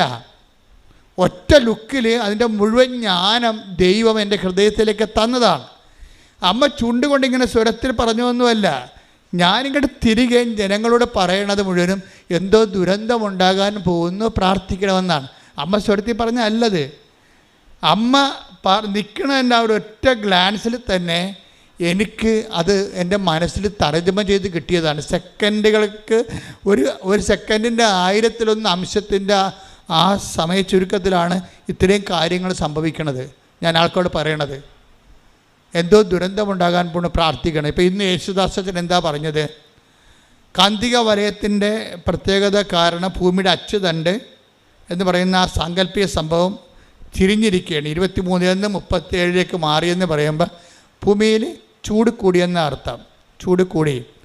അപ്പോൾ ഇനി നിലച്ചരിയാ സമയത്ത് വെള്ളം ആവിയായി മേലോട്ട് പോവുകയും പൊത്തോ എന്ന് പറഞ്ഞ മഴയായി നമ്മുടെ തലയെ വന്ന് വീഴുകയും ചെയ്യും, പ്രളയം ഉണ്ടാകുകയും ചെയ്യും. ഓൾറെഡി നമ്മൾ 2 പ്രളയം കഴിഞ്ഞതിനുള്ളിൽ അമ്മ പ്രത്യക്ഷപ്പെട്ടതിന് ശേഷം. അപ്പോഴങ്ങനെ വരുമ്പോൾ ദുരന്തങ്ങൾ ഇങ്ങനെ വന്നുകൊണ്ടിരിക്കുകയാണ്, ഓരോ സംഭവങ്ങളും. കഴിഞ്ഞ ദിവസങ്ങളിൽ ഞാനൊരു ക്യാപ്റ്റൻ വർഗീസ് മാത്യുവിനെ കണ്ടു. അപ്പോൾ അദ്ദേഹത്തിൻ്റെ ഒരു സബ്ജക്റ്റ് എന്ന് പറയുന്നത്, അത് സബ്ജക്റ്റ് അത് നേവിയിലെ ഒരു ഉദ്യോഗസ്ഥനാണ്, കപ്പലിൽ ജോലി ചെയ്യുന്ന ഇന്ത്യൻ നേവിയുടെ ഒരു ഓഫീസറാണ്, ഉയർന്ന ഓഫീസറാണ്. അപ്പോൾ അദ്ദേഹം ഉടമ്പടി എടുത്തിട്ടുണ്ട്, അമ്മ എടുത്തിട്ടുണ്ട്, അദ്ദേഹത്തിൻ്റെ പ്രായമായ അമ്മ എടുത്തിട്ടുണ്ട്, അപ്പനെടുത്തിട്ടുണ്ട്. അപ്പോൾ ഒരു ഉടമ്പടി ഫാമിലിയാണ്. അപ്പോൾ അദ്ദേഹം കഴിഞ്ഞ ദിവസം എന്നെ കാണാമെന്ന് പറഞ്ഞു, ഞാനൊരു പുതിയ പ്രോജക്റ്റിലേക്ക് പോവുകയാണ്, ഒരു PhD പ്രോജക്റ്റിലേക്ക് പോവുകയാണ്. സബ്ജക്റ്റ് എന്ന് പറയണത് നാഷണൽ സെക്യൂരിറ്റി ആൻഡ് ക്ലൈമറ്റ് ചേഞ്ചാണ് എൻ്റെ സബ്ജക്റ്റ് എന്ന് പറയും. ക്ലൈമറ്റ് ചേഞ്ച് എന്ന് വെച്ച് കഴിഞ്ഞാൽ കാലാവസ്ഥ വ്യതിയാനവും ദേശീയ സുരക്ഷയുമാണ് എൻ്റെ സബ്ജക്റ്റ് എന്ന്. അപ്പം നേവിക്കാരുടെ സബ്ജക്റ്റ് എപ്പോഴും ദേശീയ സുരക്ഷയുമായ. അപ്പം ഞാൻ സാറിനോട് ചോദിച്ചേ, ഇതെങ്ങനെയാണ് ഈ കാലാവസ്ഥ വ്യതിയാനവും ദേശീയ സുരക്ഷയുമായിട്ട് ബന്ധപ്പെടുത്തണമെന്ന് ചോദിച്ചത്. അപ്പോൾ പുള്ളിക്കാരൻ പറയണം, ഇപ്പോൾ കാലാവസ്ഥ വ്യതിയാനം എന്ന് പറയുമ്പോൾ ചൈനയുടെ കപ്പൽ പണ്ട് നമ്മുടെ ഇന്ത്യൻ സമുദ്രത്തിൽ കൂടിയാണ് പോയിക്കൊണ്ടിരുന്നത്. ഇപ്പോൾ ചൈനയുടെ കപ്പൽ ഇപ്പോൾ കാനഡയിൽ നിന്ന് എടുക്കുന്ന ചരക്കുകൾ റഷ്യയുടെ വടക്ക് വശത്ത് കൂടി, അവിടെ മഞ്ഞ് മലയായിരുന്നു, ഇപ്പോൾ അവിടെ മഞ്ഞ് മലയില്ലാത്ത കാരണം ചൈന ഐസ് ബ്രേക്ക് ചെയ്യുന്ന പുതിയ കപ്പലുണ്ടാക്കിയിട്ട് ഈ ഐസിൻ്റെ അകത്ത് കൂടിയാണ് വരണത്. ഐസിൻ്റെ പണ്ടത്തെ കട്ടിയും മലയൊന്നും ഇല്ല. ടൈറ്റാനിക്കിനൊക്കെ ഇടിച്ചത് കറുത്ത അറ്റ്ലാന്റിക്കിലെ മഞ്ഞ് കട്ടമൊന്നും കടലിലില്ല. കടലിങ്ങനെ വെള്ളം പോലെ ആയിപ്പോയി. ദാറ്റ് മീൻസ് ഭൂമിക്ക് നല്ലവണ്ണം പനി വരുന്നുണ്ട്. ടെമ്പറേച്ചർ ഭൂമിയുടേത് 15 ആയിരുന്നു, ഇപ്പോൾ 17 ആയെന്ന് പറഞ്ഞു. അപ്പോൾ 17 ആയെന്ന് എങ്ങനെയായതാണ്? പണ്ട് 200 കൊല്ലം കൊണ്ട് 1.1 ടെമ്പറേച്ചർ കൂടിയത്. അതിന്ന് 20 കൊല്ലം കൊണ്ട് 2 പോയിൻ്റ് കൂടിയിരിക്കുകയാണ്. 0.1 ടെമ്പറേച്ചർ കൂടിയത് 200 കൊല്ലം മുമ്പ്. ഇപ്പോഴത് 20 കൊല്ലം കൊണ്ട് 2 പോയിൻ്റ് കൂടി. വെച്ചാൽ 15 എന്നുള്ള ഭൂമിയുടെ സ്വാഭാവികമായ കോമൺ ടെമ്പറേച്ചർ 17 വന്നപ്പോൾ ധ്രുവപ്രദേശങ്ങൾ ഉരുകാൻ തുടങ്ങി. അപ്പം അങ്ങനെ വന്നു കഴിഞ്ഞാൽ തീരദേശത്ത് വെള്ളം കയറും. തീരദേശത്ത് വെള്ളം കയറിക്കഴിഞ്ഞാൽ ജനങ്ങളെ മാറ്റിപ്പാർപ്പിക്കേണ്ടി വരും. മാറ്റിപ്പാർപ്പിക്കേണ്ടി വന്നാൽ ആലപ്പുഴക്കാരെ കൊണ്ട് കോട്ടയത്ത് താമസിപ്പിക്കേണ്ടി വരും. അപ്പോൾ പിന്നെ ആലപ്പുഴ ആര് താമസിക്കും? അതാണ് പ്രശ്നം. ആലപ്പുഴ ആര് താമസിക്കും? ആലപ്പുഴ വേലിയിറക്കം വരുമ്പോൾ ഈ ഇറക്കമുണ്ടല്ലോ, ലൂണാറാണല്ലോ സംഭവം, ചന്ദ്രനാണല്ലോ വെള്ളത്തെ കേന്ദ്രീകരിക്കുന്നതും വിടുന്നതും ആകർഷണം. ചന്ദ്രഭൂമിയുടെ അടുത്തേക്ക് വരുമ്പോൾ വെള്ളം എല്ലാം കൂടി ചന്ദ്രൻ്റെ അടുത്തേക്ക് ചെല്ലും. അപ്പോൾ ഇറക്കം ഉണ്ടാവും. അപ്പോൾ വേറെ സ്ഥലത്ത് കയറ്റം ഉണ്ടാവും. ചന്ദ്രൻ അവിടെ നിന്ന് മാറി പുറകോട്ട് വരുമ്പോൾ വെള്ളം താഴേക്ക് ഇറങ്ങി വരും. അപ്പോൾ 6 മണിക്കൂറാണ് ചന്ദ്രൻ്റെ മാറ്റം വരണത്. ഈ മാറ്റത്തിനുള്ളിൽ ആൾക്കാർ ഒഴിഞ്ഞുപോയ 12 കിലോമീറ്ററിലേക്ക് ഭീകരന്മാർ വരുമെന്നാണ് അവർ പറയണത്. അതാണ് വിഷയം. അതാണ് നാഷണൽ സെക്യൂരിറ്റി. നോക്കിയേ, ആ പഠനം പോണ പോക്ക് കണ്ടില്ലേ? അവിടെ കള്ളക്കടത്തും ആയുധ വ്യാപാരവും ഒക്കെ നടക്കും. നമ്മുടെ ഗുജറാത്തിൻ്റെ തീരത്ത് നടന്ന പോലെ ഈ മേഖലയിൽ നടക്കും. അതാണ് national security, climate change and national security. ഒരു ഉയർന്ന നേവി ഓഫീസറിൻ്റെ പുതിയ പഠനങ്ങളിലെ സബ്ജക്റ്റുകളാണ്. അപ്പം ഞാനിത് കേട്ടപ്പോൾ ഞാനോട് ദൈവമേ, 2004 ഡിസംബർ 7 അമ്മ പറഞ്ഞത് എന്താ? ഈ ക്ലൈമറ്റ് ചേഞ്ചിൻ്റെ ഉടുപ്പാണ് ഇട്ടിരിക്കുന്നത്. കണ്ടില്ലേ, സിൽവർ ഗ്രേ, കാർമേഘത്തിൻ്റെ കളറ്. എന്താണ്? ദുരന്തം ഉണ്ടാകാൻ പോണ്. പ്രാർത്ഥിക്കണം. ഈ പ്രത്യക്ഷീകരണത്തിൻ്റെ ഇന്ന് മുതൽ ഡിസംബർ 1 മുതൽ ആരംഭിക്കുകയാണ്. പ്രത്യക്ഷീകരണത്തിൻ്റെ ആ സന്ദേശം കൈമാറുന്ന ഇന്ന് മുതൽ ഡിസംബർ 7 വരെ ഉള്ള ദിവസങ്ങൾ നമുക്ക് പ്രാർത്ഥനയുടെ ദിവസങ്ങളാണ്. കാര്യം ദൈവം പറഞ്ഞിട്ട് ജനങ്ങളുടെ ജീവനും സ്വത്തും സംരക്ഷിക്കുക. നമുക്കിന്ന് യേശുദാസൻ പറഞ്ഞില്ലേ, ദൈവത്തിന് എല്ലാവരോടും പറയാൻ പറ്റത്തില്ല. ആരോട് പറയാൻ പറ്റും? ഈ ഭൂമിയിൽ 800 കോടി ജനങ്ങളുണ്ടെങ്കിൽ ഒരു 10-20 കോടിക്ക് മാത്രമേ ദൈവത്തിനെക്കുറിച്ച് ഒരു വിശ്വാസമുള്ളൂ. ബാക്കി 600 കോടിക്കും വിശ്വാസമില്ല. അപ്പോൾ വിശ്വാസം ഇല്ലാത്തവരോട് ദൈവം എന്ത് പറയാനാ? അപ്പോൾ വിശ്വാസം ഉള്ളവരോട് പറയുമ്പോൾ ആ വിശ്വാസം ഉള്ളവരുടെ ഉത്തരവാദിത്വം ഈ ബാക്കി 600 കോടിയെ കൂടി സംരക്ഷിക്കേണ്ട വലിയ ഉത്തരവാദിത്വമാണ്. മനസ്സിലായില്ലേ? അതുകൊണ്ട് തന്നെ ഈ ദുരന്തത്തിൻ്റെ സന്ദേശം ഒരു ആഗോള സന്ദേശമാണിത്. അതാണ് സമയം കുറഞ്ഞിരിക്കുന്നു എന്നുള്ള സൂചനയാണ് സമയഘടികാരം നെഞ്ചിൽ ചാർത്തിയത്. ഇതൊന്നും സത്യം പറഞ്ഞാൽ അന്ന് എനിക്ക് അറിയാൻ പാടില്ലായിരുന്നു. ഇന്നിപ്പോൾ അമ്മ പറഞ്ഞതിന് ശേഷം സംഭവിക്കുന്ന ഓരോ സംഭവങ്ങളെക്കുറിച്ചൊക്കെ കാണുമ്പോഴാണ് സമയച്ചുരുക്കം കാണിക്കുന്ന ആളാണ് അമ്മ, സമയത്തിൻ്റെ അധികാരിയാണ്, സഞ്ചാരി മാതാവാണ്. ഓരോ സ്ഥലത്തും ദുരന്തം ഉണ്ടാകാൻ പോകുന്ന സ്ഥലത്ത് വിശ്വാസ ദുരന്തമായാലും ജീവിത ദുരന്തമായാലും യുദ്ധങ്ങളിലൂടെ ഉണ്ടാകുന്ന ദുരന്തമായാലും വിശ്വാസ പരാജയമായാലും വിപ്ലവമായാലും ഒക്കെ എവിടെയാണ് വിശ്വാസം തകർക്കപ്പെടുന്നത് അവിടെ അമ്മയുടെ സാന്നിധ്യമുണ്ട്. അതാണ് സഞ്ചാരം എന്ന് പറയണത്. സഞ്ചാരി മാതാവ്, സമയത്തിൻ്റെ അധികാരി എന്ന് പറയണത്. മാതാവ് ബേസിക്കായിട്ട് സഞ്ചാരിയാണ്, പക്ഷേ കൃപാസന്ധ്യ വരുമ്പോൾ സമയത്തിൻ്റെ കൂടി അധികാരിയായിട്ടത് മാറുന്നു. എന്താണ്? സമയമായില്ല എന്നല്ല ഈശോ പറയണത് കാനായിലെ. അപ്പോൾ അമ്മ എന്താ പറയണത്? അവൻ പറയണ പോലെ ചെയ്തുകൊണ്ട് സുവിശേഷ വിഹിതമായി ജീവിച്ചുകൊണ്ട് ദൈവത്തിൻ്റെ ഇടപെടലിൻ്റെ സമയം ചുരുക്കാൻ പറയുകയാണ്. അതാണ് ഉടമ്പടി. കൈയടിച്ച് ശ്രദ്ധിക്കട്ടെ. ഹല്ലേലൂയ, ഹല്ലേലൂയ, ഹല്ലേലൂയ, ഹല്ലേലൂയ, ഹല്ലേലൂയ, ആരാധന യേശുവേ, നന്ദി യേശുവേ, മഹത്വം. ശ്രദ്ധിക്കട്ടെ. ഹല്ലേലൂയ, ഹല്ലേലൂയ, ഹല്ലേലൂയ, യേശുവേ നന്ദി, ഹല്ലേലൂയ, ഹല്ലേലൂയ, ഹല്ലേലൂയ, ഹല്ലേലൂയ, യേശുവേ ആരാധന, ഹല്ലേലൂയ, ഹല്ലേലൂയ. സഞ്ചാരി മാതാവേ, കൃപയുടെ കൂടാരമേ, വാഗ്ദാന പേടകമേ, കൃപാസനത്തിൻ്റെ അമ്മേ, സഞ്ചാരി മാതാവേ, സഞ്ചാരി മാതാവേ, കൃപയുടെ കൂടാരമേ, വാഗ്ദാന പേടകമേ, കൃപാസനത്തിൻ്റെ അമ്മേ. പരിശുദ്ധ പരമദിവ്യകാരുണ്യത്തിന് നേരവും ആരാധനയും സ്തുതിയും പുകഴ്ചയും ഉണ്ടായിരിക്കട്ടെ. പരിശുദ്ധ പരമദിവ്യകാരുണ്യത്തിന് നേരവും ആരാധനയും സ്തുതിയും പുകഴ്ചയും ഉണ്ടായിരിക്കട്ടെ. പരിശുദ്ധ പരമദിവ്യകാരുണ്യത്തിന് നേരവും ആരാധനയും സ്തുതിയും പുകഴ്ചയും ഉണ്ടായിരിക്കട്ടെ. ഞാനീ പറഞ്ഞത് കേട്ട് റിയൽ എസ്റ്റേറ്റുകാരും സ്ഥലം എടുക്കാൻ വേണ്ടി കടപ്പുറത്ത് വരരുത് കേട്ടോ, ഓടിച്ചിടുവേ. ഇത് വർഷങ്ങൾക്ക് ശേഷം സംഭവിക്കുന്ന വിഷയങ്ങളാണ്.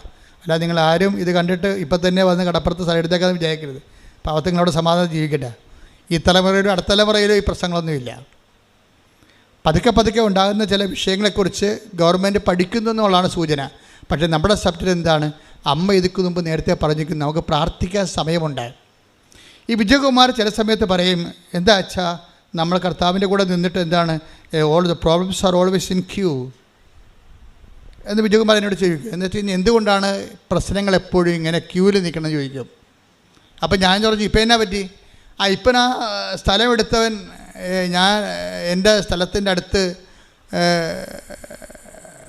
അവിടെ സ്ഥലം റെസിഡൻഷ്യൽ ഏരിയ അല്ല, അല്ല എൻ്റെ അടുത്ത് റെസിഡൻഷ്യൽ ഏരിയ ഉണ്ട്. അതുകൊണ്ട് ഇത് സ്ഥലം കോറി സ്ഥലമാണ്. അതുകൊണ്ട് ഈ സ്ഥലം സ്വകാര്യ വ്യക്തിയിൽ എടുക്കരുത്, ഗവൺമെൻറ്റിൻ്റെ പ്രൊജക്റ്റിലുള്ള ഏരിയ ആണെന്നും പറഞ്ഞിട്ട് കേസ് കൊടുത്തിരിക്കുകയാണ്. അപ്പോൾ എൻ്റെ കാശെല്ലാം പോയെന്ന് പറഞ്ഞു. അപ്പോൾ ഞാൻ സാറിനോട് ചോദിച്ചൊരു കാര്യം എന്ന് വെച്ച് കഴിഞ്ഞാൽ എന്തുമാത്രം ടൈമുണ്ട് ബാക്കിയെന്ന് ചോദിച്ചു. ആ കേസ് നിലവിൽ വരാൻ ഇത് നടപ്പിൽ വരാൻ എന്തുമാത്രം സമയമുണ്ടെന്ന് ചോദിച്ചു. അപ്പോൾ അദ്ദേഹം പറഞ്ഞു, സമയം കുറച്ചുണ്ട്. ഞാൻ പറഞ്ഞു, അപ്പോൾ ഇനി ആരാധനയ്ക്ക് അല്ലേ സമയം കുറച്ച് ബാക്കിയുണ്ടെന്ന് പറഞ്ഞു. അപ്പോഴാണ് ഞാനെന്താ തിരിച്ചു പറഞ്ഞത്, അങ്ങനെയാണെങ്കിൽ കുഴപ്പമില്ല, സമയം ഉണ്ടാകണമല്ല പ്രശ്നം. സമയം ഉണ്ടെങ്കിൽ എന്താ ഗുണം? പ്രാർത്ഥിക്കാൻ പറ്റും, സുവിശേഷവിഹിതമായി ജീവിക്കാൻ പറ്റും, സുവിശേഷ സാക്ഷ്യം ചെയ്തുകൊണ്ട് ദൈവത്തെ അതിൻ്റെ അകത്ത് കക്ഷി ചേർക്കാൻ പറ്റും. നമ്മുടെ പ്രോബ്ലത്തിൽ ദൈവത്തെ കക്ഷി ചേർക്കുക, അതിനാണ് നമുക്ക് സമയം ഉപയോഗിക്കേണ്ടത്. അതിന് ഏറ്റവും സുനിശ്ചിതമായ മാർഗ്ഗമാണ് ഈ ഉടമ്പടി എന്ന് പറയണത്. അതുകൊണ്ടാണ് ഈ 60-65 വയസ്സ് കഴിഞ്ഞാൽ പിന്നെ ഉടമ്പടി എടുക്കണ്ട എന്ന് ഞാൻ പറയേണ്ട കാര്യം, നിങ്ങൾ ആദ്യം ആരംഭ ശൂരത്തെപ്പോൾ എടുക്കും, പിന്നെ നിങ്ങൾ ഇതിൻ്റെ കാര്യങ്ങളൊന്നും ചെയ്യത്തില്ല. ഇതിൻ്റെ സയൻസ് നിങ്ങൾക്ക് അറിയത്തില്ല. ഇത് നിങ്ങൾ യുദാസപ്പൻ്റെ പെട്ടി കൊണ്ടുപോയി ഈ ആടനെ മേടിക്കണം, മരുമകളെ പ്രസവിക്കണം എന്നൊക്കെ പറഞ്ഞ് എഴുതുന്ന പരിപാടിയല്ല ഇത്. ഇതെന്ന് പറഞ്ഞാൽ ദൈവഹിതപ്രകാരം ജീവിക്കണം. ആ ജീവിക്കണമെങ്കിൽ എന്ത് ചെയ്യണം? സങ്കീർത്തനം 143:10 വർക്കൗട്ട് ചെയ്യണം. അതൊന്നിട്ട് വായിച്ചേ. ശ്രദ്ധിക്കട്ടെ. ഹല്ലേലൂയ. അങ്ങയുടെ ഹിതം അനുവർത്തിക്കാൻ പറഞ്ഞു, അങ്ങയുടെ ഹിതം അനുവർത്തിക്കാൻ എന്നെ പഠിപ്പിക്കണമേ. എന്തെന്നാൽ അവിടുന്നാണ് എന്റെ ദൈവം. അങ്ങയുടെ നല്ല ആത്മാവ് എന്നെ നിരപ്പുള്ള വഴിയിലൂടെ നയിക്കട്ടെ. അപ്പം ദൈവത്തിൻ്റെ ആത്മാവിനെ കുറിച്ച് സങ്കീർത്തനം കിട്ടിയിരിക്കുന്ന ഒരു ഐഡിയ, ദൈവത്തിൻ്റെ ആത്മാവ് നല്ല ആത്മാവെന്നാണ്. അപ്പം നമ്മുടെ ആത്മാവിൻ്റെ അവസ്ഥ എന്തായിരിക്കും? കെട്ട ആത്മാവാണ്. എന്താ കാര്യം? ഇതിലെല്ലാം നമ്മളുടെ സൂത്രപ്പണികളെല്ലാം അതിൻ്റെ തിരിപ്പുണ്ട്. ഉടമ്പടി വെക്കുമ്പോൾ പോലും അതിൻ്റെ അകത്ത് ഉടായ്പുണ്ട്. അതാണ് നല്ല ആത്മാവെന്ന് പറയണത്. അതാണ് നല്ല, ഞാൻ നേരത്തെ പറഞ്ഞു റിഫൈൻഡ്, ഉടമ്പടിയിൽ ഉപയോഗിക്കേണ്ട റിഫൈൻഡ് ലവ് ആണെന്ന്. എന്ന് വെച്ചാൽ റിഫൈൻഡ് ലവ് എന്ന് പറഞ്ഞാൽ ശുദ്ധീകരിച്ച സ്നേഹം. ശുദ്ധീകരിച്ച സ്നേഹം എന്ന് പറഞ്ഞാൽ എന്താണ്? അതിൻ്റെ അകത്ത് അൾട്ടിമേറ്റ് പ്രാധാന്യം ആർക്കാണ്? ഈശോയുടെ പ്രാർത്ഥനയിലുള്ള, ഈശോയുടെ പ്രാർത്ഥനയ്ക്ക് ഗുണം എന്താണ്?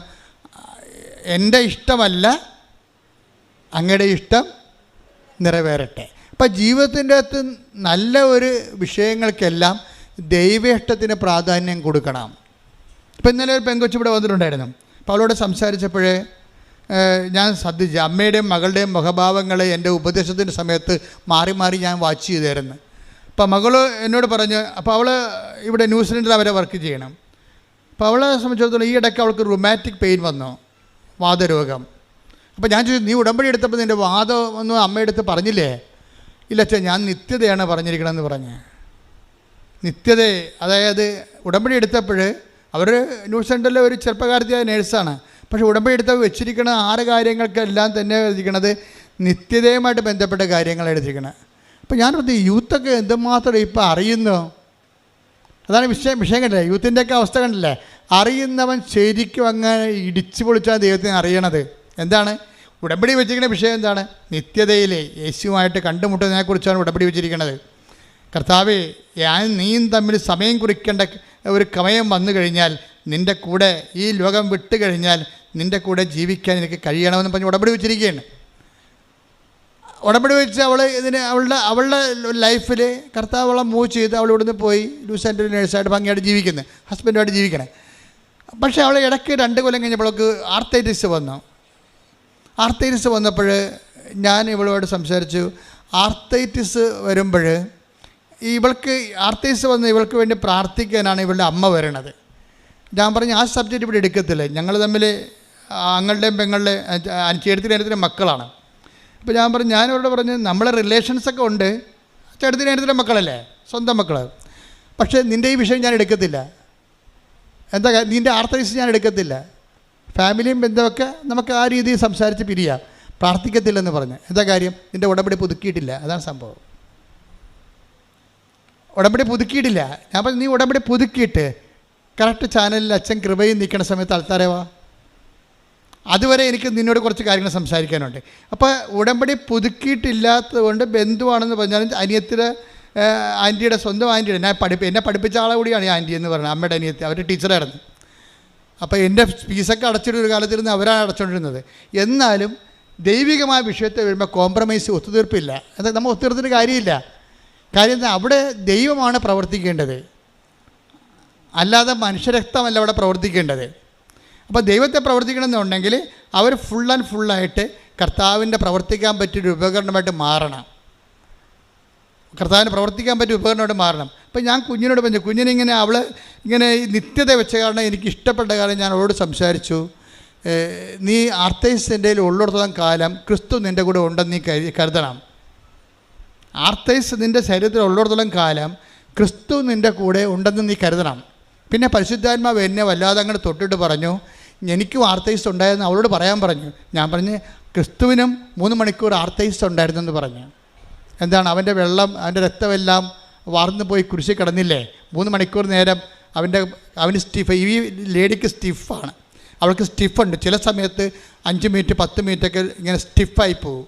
അപ്പോൾ ഞാൻ പറഞ്ഞ് നമ്മുടെ കർത്താവിൻ്റെ ശരീരവും ഒരു ടൈമത്ത് സ്റ്റിഫായിപ്പോയി. അവൻ്റെ ബോഡിയിൽ അവൻ തലേ ദിവസം അവൻ ഭക്ഷണം കഴിച്ചിട്ടില്ല. പത്രോസ് അവനോട് പറയുന്നുണ്ട്, കർത്താവേ, അന്ത്യത്താഴം കഴിക്കുന്ന സമയത്ത് എല്ലാവരും കഴിക്കുമ്പോൾ പത്രോസ് പറയുന്നുണ്ട്, കർത്താവേ നീ കഴിക്കണില്ലേ എന്ന് പത്രോസ് പല പ്രാവശ്യം കർത്താവിനോട് ചോദിക്കുമ്പോൾ കർത്താവ് ഇങ്ങനെ കണ്ണൊക്കെ നിറഞ്ഞങ്ങനെ ഇരുന്നിട്ട് പറയും, കഴിക്കും, നാളെ ഈ സമയത്ത് കഴിക്കുമെന്ന് പറയും. നാളെ ഈ സമയത്ത് വെള്ളിയാഴ്ച സന്ധ്യയ്ക്ക് കഴിക്കുമെന്ന്. എവിടെ കഴിക്കുമെന്ന് പറയണത്? എൻ്റെ പിതാവിൻ്റെ കൂടെ ഇരുന്നുകൊണ്ട് ഞാൻ സ്വർഗീയ ജെറുസലേമിലെ കർത്താവ് പിതാവിൻ്റെ കൂടെ ഇരുന്നുകൊണ്ട് കഴിക്കുമെന്ന്. എന്താ കാര്യം? എൻ്റെ ഇഷ്ടം നേരത്തെ പറഞ്ഞിട്ടുണ്ട് എൻ്റെ ഇഷ്ടം. ആരെങ്കിലും ഇവന് ഭക്ഷണം കൊടുത്തിട്ടുണ്ടോ, കൊടുത്ത് കാണുമോ നീ? പത്രോസ് തന്നെ ഒരിക്കൽ ചോദിക്കും. അപ്പോൾ പറയും, കർത്താവ് പറയും, എൻ്റെ അപ്പൻ്റെ ഇഷ്ടം നിറവേറ്റുകയാണ് എൻ്റെ ആഹാരമെന്ന് പറയും. Take the bread of God. ശ്രദ്ധിക്കട്ടെ. ഹല്ലേലൂയ, ഹല്ലേലൂയ, ഹല്ലേലൂയ, ഹല്ലേലൂയ. യേശുവേ നന്ദി. ഹല്ലേലൂയ, ഹല്ലേലൂയ. ആരാധന. യോഹന്നാൻ 4:34. യേശു പറഞ്ഞു, എന്നെ അയച്ചവന്റെ ഇഷ്ടം പ്രവർത്തിക്കുകയും അവന്റെ ജോലി പൂർത്തിയാക്കുകയുമാണ് എന്റെ ഭക്ഷണം. അപ്പൊ എന്താ ഉദ്ദേശിച്ചത്? നാളെ എൻ്റെ അപ്പൻ്റെ കൂടെ ഇരുന്ന് എനിക്ക് ഭക്ഷണം കഴിക്കാനുണ്ടെന്നാണ് പറയുന്നത്. 10 ദിവസം കഴിക്കണില്ലേ എന്ന് ചോദിക്കുമ്പോഴേ പട്ടിണി നിന്നുകൊണ്ട് പറയുകയാണ്. നിങ്ങൾ ഓർക്കണം, ഈ കുരിശെല്ലാം ചുവന്നിരിക്കുന്നത് പട്ടിണി കോലമായിട്ട് നിന്നുകൊണ്ടാണ്. എന്തിനാണ് ഇത്രയും വലിയ കുരിശ് എടുത്തതെന്ന് ഓർക്കണം. ഇതെല്ലാം നിത്യതയുടെ വിഷയമാണ്. ഞാൻ മാതാവിനെ കണ്ടുകൊണ്ട് തന്നെയാണ് നിങ്ങളെ കണ്ടുകൊണ്ട് ഞാൻ സംസാരിക്കണത്. നിങ്ങൾ നിത്യതയെക്കുറിച്ച് കൂടുതൽ എന്തെങ്കിലും ദൈവം തന്നിട്ടില്ലെങ്കിൽ അത് ദൈവം തരാത്തതാണെന്ന് നിങ്ങൾ മനസ്സിലാക്കിയാൽ മതി. എന്താ കാര്യം? അതിന് പകരം നിങ്ങൾക്ക് തന്നു കാണും. അതിൻ്റെ പേര് നിത്യത എന്നാണ്. കൈയടിക്കട്ടെ, ശ്രദ്ധിക്കട്ടെ.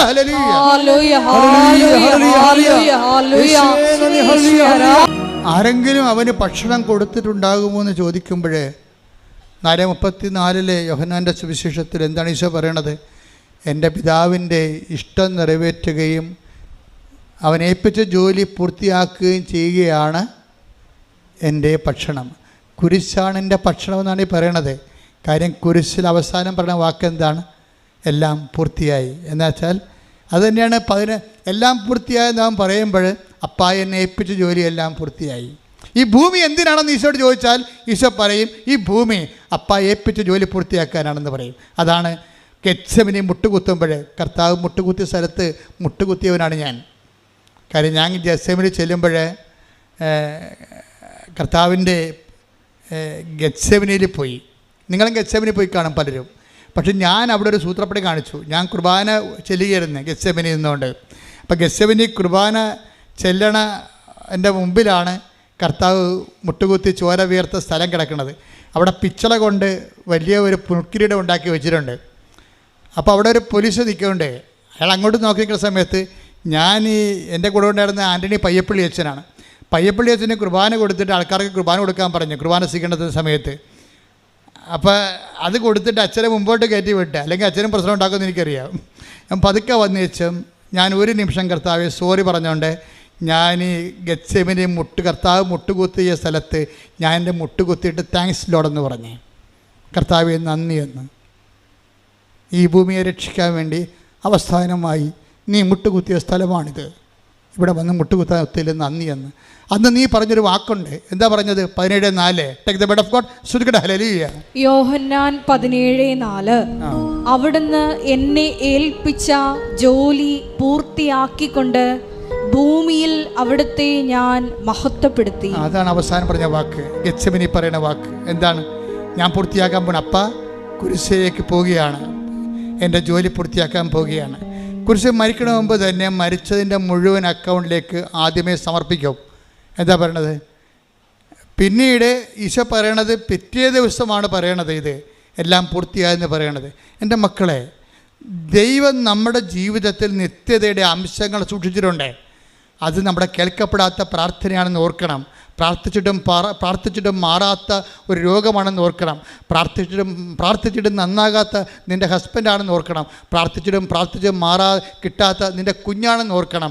ആരും ദൈവത്തിൽ നിന്ന് കിട്ടിയതല്ല നമ്മൾ ഉയർത്താൻ പോണത്. എൻ്റെ ദൈവവേദനെ എന്നെ ഉയർത്താൻ പോണത് ദൈവത്തോട് ചോദിച്ചിട്ട് നമുക്ക് കിട്ടാത്തതാണ്. അതാണ് ദൈവത്തിൻ്റെ അതാണ് നമ്മുടെ ആഹാരം, അതാണ് പിതാവ് നമ്മളെ ഏൽപ്പിച്ച് ജോലി എന്ന് പറയുന്നത്, അതാണ് നമ്മളെക്കുറിച്ചുള്ള ദൈവഹിതമെന്ന് പറയുന്നത്.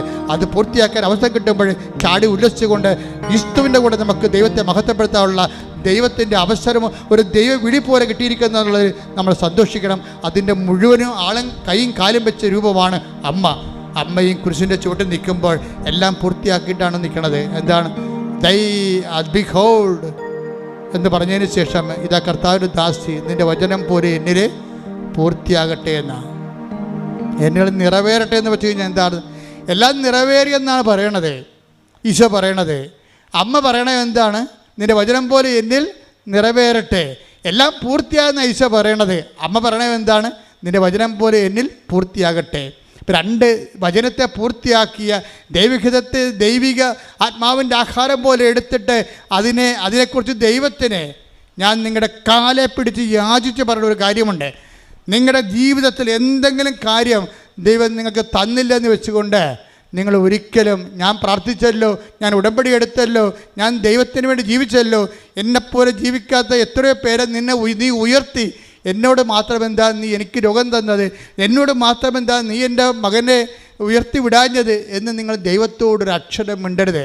ദൈവത്തോട് നമുക്ക് സംഭാഷിക്കാവുന്ന ഏറ്റവും സ്വരം കൂടിയ സംഭാഷണം എന്ന് പറയുന്നത് ഒരു മൗനമാണ്. അത് വെറും മൗനമല്ല, മറിയത്തിൻ്റെ മൗനം. കൈയടിക്കട്ടെ, ശ്രുതിക്കട്ടെ. ഹല്ലേലൂയ, ഹല്ലേലൂയ, ഹല്ലേലൂയ, ഹല്ലേലൂയ, ആരാധന, ഹല്ലേലൂയ, ശ്രുതിക്കട്ടെ. ഹല്ലേലൂയ, ഹല്ലേലൂയ, ഹല്ലേലൂയ, മഹത്വം, ആരാധന, ആരാധന, ഹല്ലേലൂയ, ഹല്ലേലൂയ. വാഗ്ദാന പേടകമേ, സ്വർഗീയ പൊന്മലരേ, കൃപാസനത്തിൻ്റെ അമ്മേ, പ്രസാദവരമാതാവേ, വാഗ്ദാന പേടകമേ, സ്വർഗീയ പൊന്മലരേ, കൃപാസനത്തിൻ്റെ അമ്മേ, പ്രസാദവരമാതാവേ.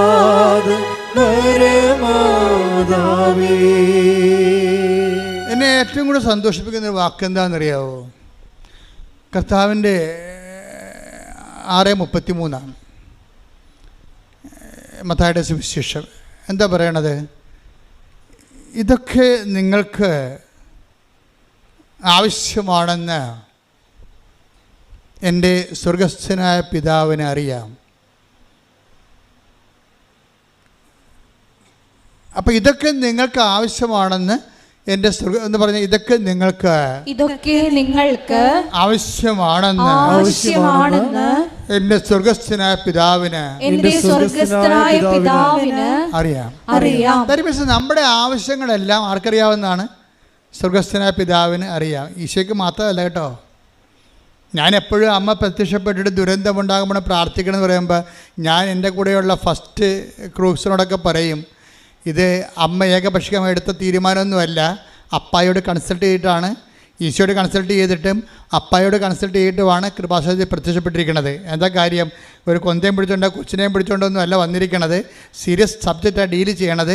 ദുരന്തമുണ്ടാകുമ്പോൾ പ്രാർത്ഥിക്കണത്, മനുഷ്യരാശിയോടെ സംസാരിക്കണത്, അത് കാണിക്കണത് കാലത്തെ നെഞ്ചു ചാർത്തിക്കൊണ്ടാണ് കാണിക്കണത്. അപ്പോൾ ഇതൊരു സീരിയസ് ആണ് സഭ. അതുകൊണ്ട് തന്നെ നമ്മൾ പോകുന്ന സ്ഥലങ്ങളിലെല്ലാം ഈ പ്രത്യക്ഷീകരണത്തിൻ്റെ സന്ദേശം കൈമാറിക്കൊണ്ടേയിരിക്കണം. എന്താ കാര്യം? അതുപോലെ തന്നെ കാര്യം ഇതൊക്കെ നിങ്ങൾക്ക് ആവശ്യമാണെന്ന് എൻ്റെ സ്വർഗസ്ഥനായ പിതാവിന് അറിയാമെന്നവൻ. അപ്പം പിതാവിനോട് ചോദിച്ചിട്ട് തന്നെയാണ് കൃപാസനത്തിൽ പ്രത്യക്ഷപ്പെട്ടത് തന്നെയാണ് ഞാൻ കരുതുന്നത്. എന്താ കാര്യം വെച്ച് കഴിഞ്ഞാൽ നമ്മളുടെ IELTS, നമ്മുടെ കാനഡയും, നമ്മളുടെ ലോണും ഇതൊക്കെ നിങ്ങൾക്ക് ആവശ്യമാണെന്ന്, അതൊക്കെ അതിൽ രക്ഷപ്പെടട്ടെ നമുക്ക്. അല്ല എന്തെങ്കിലും കടവും വിലയായിട്ട് നടന്നൊരു കാര്യമുണ്ടോ? മര്യാദയ്ക്ക് ജീവിക്കണ്ടേ? ദൈവത്തിൻ്റെ മക്കളല്ലേ. അപ്പോൾ അതുകൊണ്ട് ദൈവത്തിൻ്റെ മക്കൾ ദൈവത്തിനെ പോലെ മാന്യമായിട്ട് ജീവിക്കണം. പിന്നെ അതിൻ്റെ അകത്തൊരു അറ്റാച്ച്മെൻറ്റ് ഉണ്ടാകരുതെന്ന് മാത്രമേ ഉള്ളൂ. നമുക്ക് മാന്യമായിട്ട് ഇവിടെ ജീവിക്കുന്നതിൽ ചില ആൾക്കാർക്ക് പറ്റുന്ന പ്രശ്നം നല്ല ആത്മാവല്ലെന്നാണ് ഉള്ളത്. ഈ മാന്യമായിട്ട് ജീവിക്കുന്നില്ലേ, പക്ഷെ അതായത് നല്ല ഈ മാന്യമായിട്ട് ജീവിക്കാൻ വേണ്ടി നമ്മൾ ഭൗതികമായ ആനുകൂല്യങ്ങളും ഭൗതിക സാഹചര്യങ്ങളുടെ അപ്ഡേഷൻസൊക്കെ വരുത്തുമ്പോൾ ഉണ്ടാകുന്ന പ്രശ്നം, നമ്മുടെ ഈഗോയും അതിൻ്റെ കൂടെ അങ്ങ് വളരുന്നുണ്ട്. എന്നിട്ട് മറ്റുള്ളവരെക്കാൾ നമ്മൾ കേമന്മാരാണെന്ന് അവിടെ മേൽ അടിച്ചേൽപ്പിക്കുന്നുണ്ട്. അതാണ് പ്രശ്നം. നിങ്ങൾക്കറിയാവില്ല, ചില സ്നേഹം പോലും, അമിതമായ സ്നേഹമെന്ന് പറയണത് അമിതമായ അധികാരമാണ്. അതാണ് വിഷയം. അതുപോലെ തന്നെയാണ് ഇതിനകത്ത് വരണത്. എന്ന് വെച്ച് കഴിഞ്ഞാൽ അതുപോലെ തന്നെ സംഭവിക്കുന്നതാണ്. നമ്മൾക്ക് ഒരു കാര്യത്തോട് അറ്റാച്ച്മെൻ്റ് ഉണ്ടെങ്കിൽ അതിൻ്റെ അർത്ഥം, അതിൻ്റെ ഓപ്പോസിറ്റ് ദൈവത്തോട് ഡിറ്റാച്ച്മെൻ്റ് ഉണ്ടെന്ന് അതിൻ്റെ അർത്ഥം. അതുകൊണ്ടാണ് പ്രണയത്തേക്ക് ഞാൻ കണ്ണുടച്ച് അങ്ങോട്ട് സപ്പോർട്ട് ചെയ്യാത്തതിൻ്റെ കാര്യം അതാണ്. പ്രണയത്തേക്ക് ഞാൻ കണ്ണുടച്ച് സപ്പോർട്ട് ചെയ്യാത്ത കാരണം ആത്മീയ അപകടം അതിലുള്ളത് കൊണ്ടാണ്. കാര്യം നിങ്ങൾ ദൈവത്തിന് കൊടുക്കുക, പള്ളി വന്നാലും നിങ്ങൾ എന്ത് ചെയ്യും? പള്ളി എത്രയും വേഗം പള്ളി അവസാനിപ്പിച്ചിട്ട് സിമിത്തേരി പോയി ആണും പെണ്ണും കൂടി കുരിശിൻ്റെ ചവിട്ടിയിരുന്നുകൊണ്ട് അമ്മേനെ ചത്തവൻ്റെ കുരിശ് ചാരിന്നുകൊണ്ട് സംസാരിക്കും. അതാണ് പ്രശ്നം. എന്നുവെച്ചാൽ ദൈവത്തിന് കൊടുക്കേണ്ട സ്ഥലത്ത് ദൈവത്തിന് കൊടുക്കാതെ നിങ്ങളുടെ ബോഡി മാംസമായ കാര്യങ്ങൾക്ക് വേണ്ടി ദൈവത്തിന് നിങ്ങൾ ഡീപ്രമോട്ട് ചെയ്യും. അതുകൊണ്ടാണ് ഞാൻ ഇങ്ങനെയുള്ള പരിപാടികൾ കുടുംബ പ്രാർത്ഥനയ്ക്ക് വിളിക്കുമ്പോൾ വരാം, അവളിങ്ങനെ കമന്ന് കിടന്നുകൊണ്ട് മൊബൈൽ വെച്ചുകൊണ്ട് ചോറുണ്ടാ കുളിച്ചാ അതൊക്കെ ചോദിച്ചുകൊണ്ടിരിക്കുകയാണ്. എപ്പോഴല്ല എല്ലാ ദിവസം ചോദിക്കണത് ഇത് തന്നെയാണ്, കുളിച്ചാന്ന്. അവനടുത്ത് വരുമ്പോൾ ഇവക്ക് മണമായിരിക്കും, അതുകൊണ്ടാണ് കുളിച്ചാന്ന് ചോദിക്കണത്. എന്ത് വേണ്ട. അപ്പോൾ ഇതൊക്കെ ഈ പ്രാർത്ഥനയുടെ ദൈവത്തോട് സംസാരിക്കേണ്ട സമയത്ത് ഇവള് കുളിച്ചിട്ട് തന്നെ വർഷങ്ങളായി, എന്നിട്ട് അവൻ കുളിച്ചാന്ന് ചോദിച്ചുകൊണ്ടിരിക്കുകയാണ്. അതെന്താ പ്രോബ്ലം എന്ന് വെച്ച് കഴിഞ്ഞാൽ, ഞാൻ പറഞ്ഞതിൻ്റെ അർത്ഥം എനിക്ക് മനസ്സിലായ, ഈ പ്രേമത്തിൻ്റെ സംഭവം ബാക്ടീരിയ വൈറസ് തലക്കടിച്ച് കഴിഞ്ഞാൽ ശരിക്കും പറഞ്ഞാൽ പിന്നെ ഒരു ഫോബിയ ഉണ്ടാവും. പേപ്പട്ടിയുടെ തലയിൽ വൈറസ് കയറി കഴിഞ്ഞാൽ വെള്ളം കണ്ട അറച്ചറച്ച് മാറും. അതുപോലെ അറ്റാച്ച്മെൻറ്റ് കൂടിക്കഴിഞ്ഞാൽ പ്രാർത്ഥന കാണുമ്പോൾ അറച്ചറച്ച് മാറും. അതാണ് വിഷയം. അതുകൊണ്ടാണ് ആ മര്യാദയ്ക്ക് ജീവിക്ക്, ഒരു ജോലിക്ക് കിട്ടട്ടെ, സ്വന്തം കാലം നിൽക്കാനാകട്ടെ, അത് കഴിഞ്ഞ് പ്രാർത്ഥിച്ചിട്ട് ഒരു ദൈവഹിതമാണെന്ന് കണ്ടാൽ നിങ്ങൾ, ഞാനിത് സ്നേഹിക്കേണ്ടതെന്ന് ഞാൻ പറയത്തില്ല, ബൈബിൾ പറയണില്ല, പിന്നെ ഞാൻ എന്താ പറയണത്. പക്ഷേ ദൈവത്തെ മറന്നുകൊണ്ട് ഈ അഭ്യാസത്തിന് പോകരുത്. നിങ്ങൾക്കത് നട്ടക്കച്ചവടമായിരിക്കും. പറഞ്ഞ മനസ്സിലായില്ലേ? കാര്യം നമുക്ക് ദൈവത്തെ മറക്കുമ്പോൾ ഇതിൻ്റെ പേരിൽ പിന്നെ മാതാപിതാക്കന്മാരുമായിട്ട് കലഹിക്കേണ്ടി വരും. അവിടെ സമാധാനം കളയും. അതാണ് വിഷയം. അവിടെ നമ്മൾക്ക് സമാധാനം ഉണ്ടാക്കി തന്ന മാതാപിതാക്കന്മാരുടെ സമാധാനം കളഞ്ഞിട്ട് നിനക്ക് മാത്രം സൂചിച്ചാലേ ആ സമാധാനത്തിന് എത്ര ആയുസ്സുണ്ടാകും? ഈ ഒരു നടക്ക് ഈ സംഭവം പോകത്തില്ല. അതുകൊണ്ടാണ് സംഭവം. അതുകൊണ്ട് ദൈവത്തെ മറന്ന് ഈ ആൾക്കാരുടെ എല്ലാം, ഞാൻ 10,000-20,000 പ്രേമ കേസ് എടുത്തിട്ടുണ്ട്. ഈ അണ്ണന്മാരുടെ എല്ലാത്തിൻ്റെയും പ്രശ്നം എന്താണെന്ന് വെച്ച് കഴിഞ്ഞാൽ, ഇവരാദ്യം മറക്കണത് ദൈവത്തെ, പിന്നെ മറക്കണത് അത് ഒരാളെ, ഒരു കക്ഷിയെ കിട്ടാൻ കഴിഞ്ഞാൽ പിന്നെ എന്ത് പറ്റും? കർത്താവ് പറയും, എന്നോട് കൂടി ശേഖരിക്കാത്തവൻ ചിതറിച്ച് കളയണമെന്ന് കർത്താവ് പറഞ്ഞില്ലേ? അപ്പം ഈ പെണ്ണിനെ അടിച്ച് മാറ്റിയിരിക്കണത്, ആണിനെ അടിച്ച് മാറ്റിയിരിക്കണത് കർത്താവിനോട് ആലോചിക്കാതെയാണെന്ന് മനസ്സിലായത് കൊണ്ടാണ് രാവിലെ ഒരുത്തിനെ സ്നേഹിക്കും, ഉച്ചയ്ക്ക് വേറെ ഒരുത്തിനെ സ്നേഹിക്കും, വൈകുന്നേരം ഒരുത്തിനെ, ഈ 3 പേരും കൂടി ഒരുമിച്ച് കണ്ടെത്തുന്ന കാര്യത്തിൽ ഇവൻ്റെ കാര്യത്തിൽ തീരുമാനമാകും. എന്താ? ചിതറിപ്പോയി. എത്ര ഡൈവേഴ്സുകളുണ്ടായിരിക്കണത് ഈ ചിതറിപ്പോയതാണ് കാര്യം. എന്നോട് കൂടെ ശേഖരിക്കാത്തവൻ ചിതറിച്ച് കളയുന്നു. അല്ലെങ്കിൽ നിങ്ങളെ ഞാൻ അറേഞ്ച്ഡ് പേരും വലിയ മഹത്വമൊന്നും പറയണില്ല. ഞാൻ പറയണ ഇത്രയേ ഉള്ളൂ, നിങ്ങളുടെ സ്നേഹം വിശുദ്ധമാകണം. നല്ല ആത്മാവെന്ന് പറയണില്ലേ? നല്ല ആത്മാവെന്ന് പറഞ്ഞാൽ ദൈവത്തെ കക്ഷി ചേർക്കണം. ദൈവത്തിൻ്റെ ആത്മാവെന്ന് വരുവിനെ എന്തുകൊണ്ടാണ് ഈ സങ്കീർത്തനം നല്ല ആത്മാവെന്ന് പറയണത്? ദൈവത്തിൻ്റെ ആത്മാവ് മാത്രമേ നല്ല ആത്മാവുള്ളൂ. ബാക്കിയെല്ലാം ആത്മാവിൽ ദൈവത്തേക്കാൾ പ്രാധാന്യം സ്വന്തമായ താല്പര്യങ്ങൾക്കും സുഖങ്ങൾക്കുമായിരിക്കും. അത് നല്ല ആത്മാവല്ല. That is attached this world. ദൈവത്തെ അറ്റാച്ച് ചെയ്യുമ്പോൾ, ദൈവത്തോട് അറ്റാച്ച് ചെയ്യാത്ത കൊണ്ട് തന്നെ അതിൻ്റെ അകത്ത് നന്മ പോകും. അതുകൊണ്ടാണ് ദൈവം മാത്രമേ നല്ലവനുള്ള നീശ പറയത്തില്ലേ? Take the bread of God. ശ്രദ്ധിക്കടാ. ഹല്ലേലൂയ ഹല്ലേലൂയ ഹല്ലേലൂയ ഹല്ലേലൂയ. യേശുവേ നന്ദി. ഹല്ലേലൂയ ഹല്ലേലൂയ ഹല്ലേലൂയ ഹല്ലേലൂയ. പരിശുദ്ധ പരിശുദ്ധ പരമദിവ്യകാരുണ്യത്തിന് ആരാധനയും സ്തുതിയും പുകഴ്ചയും. പരിശുദ്ധ പരമദിവ്യകാരുണ്യത്തിന് ആരാധനയും സ്തുതിയും പുകഴ്ചയും. ഇപ്പോൾ നമ്മൾ സംസാരിക്കുന്ന വിഷയം എന്ന് പറയുന്നത്, ഉടമ്പടിയിലൂടെ നമ്മളൊരു ബയലാറ്ററൽ എഗ്രിമെൻ്റ് ചെയ്യണം. എന്ന് വെച്ചാൽ നമ്മൾ ദൈവമായിട്ട് അറ്റാച്ച് ചെയ്യണം. ജീവിതം അറ്റാച്ച് ചെയ്യണമെന്ന് വെച്ച് കഴിഞ്ഞാൽ അടുപ്പിക്കുക ദൈവമായിട്ട്. ദൈവത്തിന് ഫസ്റ്റ് റെഫറൻസ് കൊടുക്കുകയാണ്. ഫസ്റ്റ് റെഫറൻസ് കൊടുത്തു കഴിഞ്ഞാൽ പിന്നെ ഉള്ള പ്രശ്നം വെച്ച് കഴിഞ്ഞാൽ, ഇപ്പം നിങ്ങൾ എൻ്റെ മുറിയിൽ അങ്ങനെ ഞാൻ ആരെയും കയറ്റാറില്ല. അല്ലേക്കുള്ള എൻ്റെ ക്രൂസ് വളരെ എൻ്റെ പ്രോജക്റ്റ് ചെയ്യുന്നവരായിരിക്കണം. എനിക്ക് അവരോട് ഡിസ്കഷൻ ചെയ്യാനുള്ള എന്തെങ്കിലും സീരിയസ് സബ്ജക്റ്റ് ഉണ്ടാകണം. അല്ലാത്തൊരു തരം ചില സമയത്ത് വല്ലവരുടെ കൂടെ ആരെങ്കിലുമൊക്കെ കയറി വരും. വേറെ ചില പ്രധാനപ്പെട്ട കക്ഷികൾ ചില സീരിയസ് ടോക്കുകൾ നടത്താൻ വേണ്ടി വരുമ്പോൾ മര്യാദ ഉള്ളവരാണെങ്കിൽ ഫോൺ വരുമ്പോൾ അവർ അച്ഛാ ഇത് സീരിയസ് ഫോണാണ്, ഞാൻ ഇന്ന് എടുത്തോട്ടെ എന്ന് ചോദിച്ചിട്ട് പുറത്തോട്ട് പോകും. ചില ആൾക്കാർ അവിടെ ഇരുന്ന് ഫോൺ ചെയ്യും എൻ്റെ മുമ്പിലിരുന്ന്. പിന്നെ അവരുടെ കാര്യത്തിൽ തീരുമാനമാകും. പിന്നെ എന്താണ്, ഞാൻ 5 മിനിറ്റുള്ള ആ ചാപ്റ്റർ ക്ലോസ് ചെയ്യും, അയാളെ പുറത്താക്കും. എന്താ കാര്യം, അയാൾ എൻ്റെ അടുത്ത് ഇരുന്നുകൊണ്ട് വേറെ ആൾക്കാരെ വിളിക്കുകയാണ്. ഇതുപോലെയാണ് പ്രാർത്ഥനയുടെ വിഷയം. പ്രാർത്ഥനയിൽ നിങ്ങൾ നിൽക്കുമ്പോഴേ അതിനകത്ത് നിന്നുകൊണ്ട് പ്രാർത്ഥനയേക്കാൾ ദൈവത്തേക്കാൾ പ്രാധാന്യമുള്ള വേറെ വിഷയങ്ങൾ നിങ്ങൾ ഒന്നാം സ്ഥാനം കൊടുത്തു കഴിഞ്ഞാൽ ഉടമ്പടി നിങ്ങളുടെ ഉടായ്പാവും. അത് ഭയങ്കര സീരിയസ് വിഷയമാണ്. ഭയങ്കര, അതായത് ഇത് ഞാനായിട്ട് ഉണ്ടാക്കിയൊന്നുമല്ല കേട്ടാ. ഈ പ്രശ്നം നമുക്കുള്ളത് കാരണമാണ് കൽപ്പന എഴുതിയപ്പോഴും പറഞ്ഞു, നിൻ്റെ കർത്താവ് ദൈവം ഞാനാകുന്നു, ഞാൻ അല്ലാതെ. അതാണ് ഈ വേറൊരു ദൈവം ഇടയ്ക്ക് കയറി വരും. അത് ലവ് അഫെയറിലും ഉണ്ടാവും. വേറെ ദൈവമായിട്ട് നിങ്ങളുടെ പ്രണയ സഖാവ് കയറി വരും. അതാണ് വിഷയം. വേറെ ദൈവമായിട്ട് തരും. കാര്യം അവനാണ് തീരുമാനിക്കുന്നത്, അല്ലെങ്കിൽ അവളാണ് തീരുമാനിക്കുന്നത് നമ്മൾ പള്ളിയിൽ പോകണോ വേണ്ടേന്ന്. പറഞ്ഞ പോലെ അതാ നമ്മൾ കുമ്പസാരിക്കണ വേണ്ടേന്ന് തീരുമാനിക്കണ ആരാണ്? കുമ്പസാരിച്ചാൽ പിന്നെ ഇവൻ്റെ തോണ്ടലും തൊടിയിലൊന്നും നടക്കത്തില്ല. അതുകൊണ്ട് അവളോട് പറയും നീ കുമ്പസാരിക്കണമെന്ന് പറയും. ആ പന്നി പറയണം മാത്രമേ ഇവിടെ കേൾക്കത്തുള്ളൂ. തീർന്നില്ല, ഇവിടെ കാര്യത്തിൽ തീരുമാനമായില്ലേ? This is situations. അപ്പോൾ ഇതിൻ്റെ പ്രാക്ടിക്കൽ സൈഡ് ഒരു പക്ഷേ ദൈവത്തിന് ഗെറ്റ് ഔട്ട് അടിക്കണപ്പോൾ അതാണ്. അതുകൊണ്ട് തന്നെ ഉടമ്പടിയിലുള്ള മക്കൾ വളരെ സൂക്ഷിച്ച് വേണം ഇക്കാലങ്ങളിൽ. നിനക്ക് ഫ്രെയിം ഓഫ് റെഫറൻസിൽ ഫസ്റ്റ് റെഫറൻസ് നിന്റെ ദൈവം തന്നെയായിരിക്കണം. പ്രാർത്ഥിക്കുക, കർത്താവായ ദൈവമേ, എൻ്റെ ജീവിതത്തിൻ്റെ എല്ലാ കാലങ്ങളിലും ദൈവത്തിൻ്റെ വചനങ്ങൾക്ക് ഒന്നാം സ്ഥാനം കൊടുത്തുകൊണ്ട് ജീവിക്കാൻ ഉടമ്പടിയുടെ ഉത്സാഹത്തോടെ ജീവിക്കാൻ എന്നെ സഹായിക്കണമേ.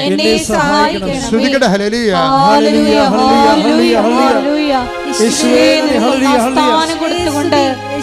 ഏത് കാലാവസ്ഥകൾ മുന്നേറുവാൻ ആരാധനയിലൂടെ ഞങ്ങളെ അഭിഷേകം ചെയ്യണമേ.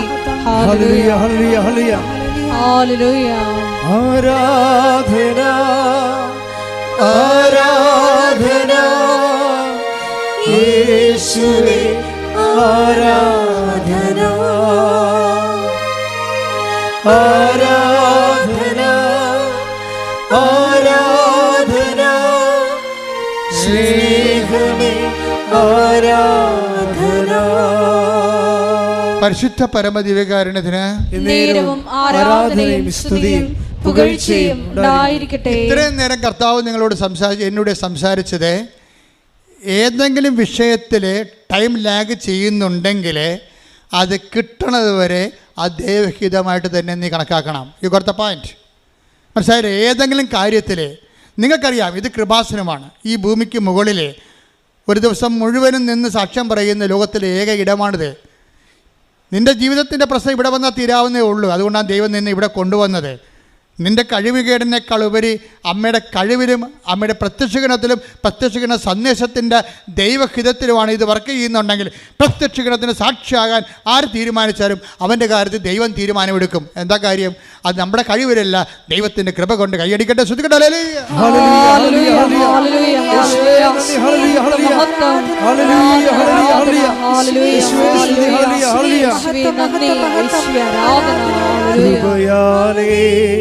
കൃപയാലേ കൃപയാൽ അനുദിനവും കൃപയാലേ കൃപയാലേ കൃപയാൽ അനുദിനവും. പരിശുദ്ധ പരമ ദിവ്യകാരുണ്യത്തിന് ആരാധനയും സ്തുതിയും പുകഴ്ചയും ഉണ്ടായിരിക്കട്ടെ. അതുകൊണ്ട് ഞാൻ നിങ്ങളോട് വളരെ വിനയത്തോടെ അപേക്ഷിക്കുകയാണ്, ഒരു കാരണവശാലും ദൈവത്തിനോട് എതിർത്ത് ഒരു വാക്കും പറയരുത്. ഇൻ കേസ് അങ്ങനെ പറഞ്ഞാൽ പോലും സോറി പറയണം. എന്താ കാര്യത്തിൽ അമ്മ ഒരിക്കൽ ഈശോയോട് ചോദിച്ചായിരുന്നു, ഈശോ നീ എന്തിനാ ഞങ്ങളോട് ഇങ്ങനെ ചെയ്തത്? കാര്യം കാണാതെ പോയില്ലേ. അപ്പോൾ ദേവാലയത്തിൽ പോയി ഒരു ദിവസത്തിന് ശേഷമല്ലേ അമ്മ കണ്ടുമുട്ടിയത്. അപ്പോൾ അമ്മയ്ക്ക് ഭയങ്കര വിഷമമായി.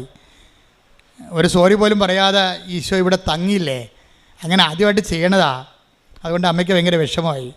ഒന്നാമത് കാശും കയ്യിലില്ല, തിരിച്ചു പോകാനുള്ള കാശും കൊണ്ടാണ്, മിനിമം കാശും കൊണ്ടല്ലേ ഈ കാർപ്പൻ്ററിൻ്റെ വൈഫ് വരണത്.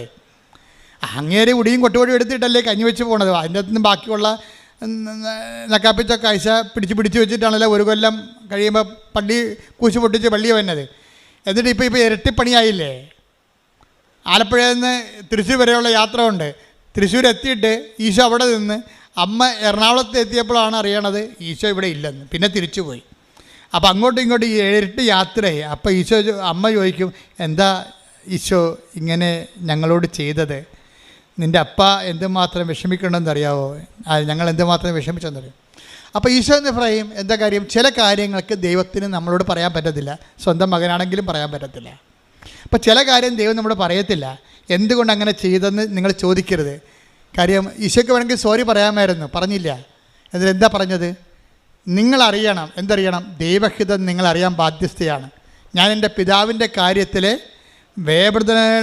ആകേണ്ടവനാണെന്ന് നിങ്ങൾക്ക് അറിയില്ലേ എന്ന് വെച്ച് കഴിഞ്ഞാൽ, നിങ്ങൾ ഉടമ്പടി എടുത്ത് ദൈവത്തിൻ്റെ അമ്മയുടെ അപ്പൻ്റെ വചനത്തിൻ്റെ നടപ്പിൽ വരുത്തുന്ന ആൾക്കാരായിട്ട് ഉയരുമ്പോൾ ചില കാര്യങ്ങൾ ദൈവഹിതത്തിന് വിടണമെന്ന് നിങ്ങൾക്കറിയണം. അതുകൊണ്ട് ചില കാര്യങ്ങൾ ദൈവം നിങ്ങൾക്ക് ചെയ്തു തരാത്തത് എന്താണെന്ന് നിങ്ങൾ ദൈവത്തോട് ചോദിക്കരുത്. അമ്മ പക്ഷേ ചോദിച്ചു കഴിഞ്ഞപ്പോൾ അമ്മയ്ക്ക് മനസ്സിലായി അങ്ങനെ ചോദിക്കേണ്ടിയില്ലായിരുന്നു എന്ന്. വീട്ടിൽ വന്നപ്പോൾ എന്ത് ചെയ്ത്? ഹൃദയത്തിൽ സംഗ്രഹിച്ചു. അതിന് മറുപടി ചോദിച്ചില്ല.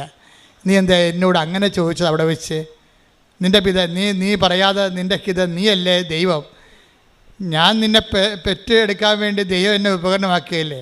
നിനക്കൊരു വാക്കിനോട് പറഞ്ഞാൽ കുഴപ്പമൊന്നുമില്ല. ഞാനല്ല അങ്ങനെ ഒന്നും ചോദിച്ചില്ല. ഈശോയോട് വീട്ടിൽ വന്ന് തർക്കോത്തരം പറയാൻ അമ്മ തയ്യാറായില്ല. അതിന് പകരം എന്താ ചെയ്തത്? അവളെ ഹൃദയത്തിൽ സംഗ്രഹിച്ചു. ചില കാര്യങ്ങൾ ദൈവത്തിൽ നമ്മളോട് പറയാൻ പറ്റത്തില്ല, നമ്മൾക്ക് ഹൃദയത്തിൽ സംഗ്രഹിക്കാൻ പറ്റത്തേ ഉള്ളൂ. അതാണ് നിൻ്റെ അന്നന്ന് വേണ്ട ആഹാരം, അതാണ് ദൈവഹിതം, അതാണ് നിൻ്റെ നല്ല ആത്മാവിലേക്ക് നീ സഞ്ചരിച്ചെത്തുന്നതിൻ്റെ സൂചന. കൈയടിക്കട്ടെ.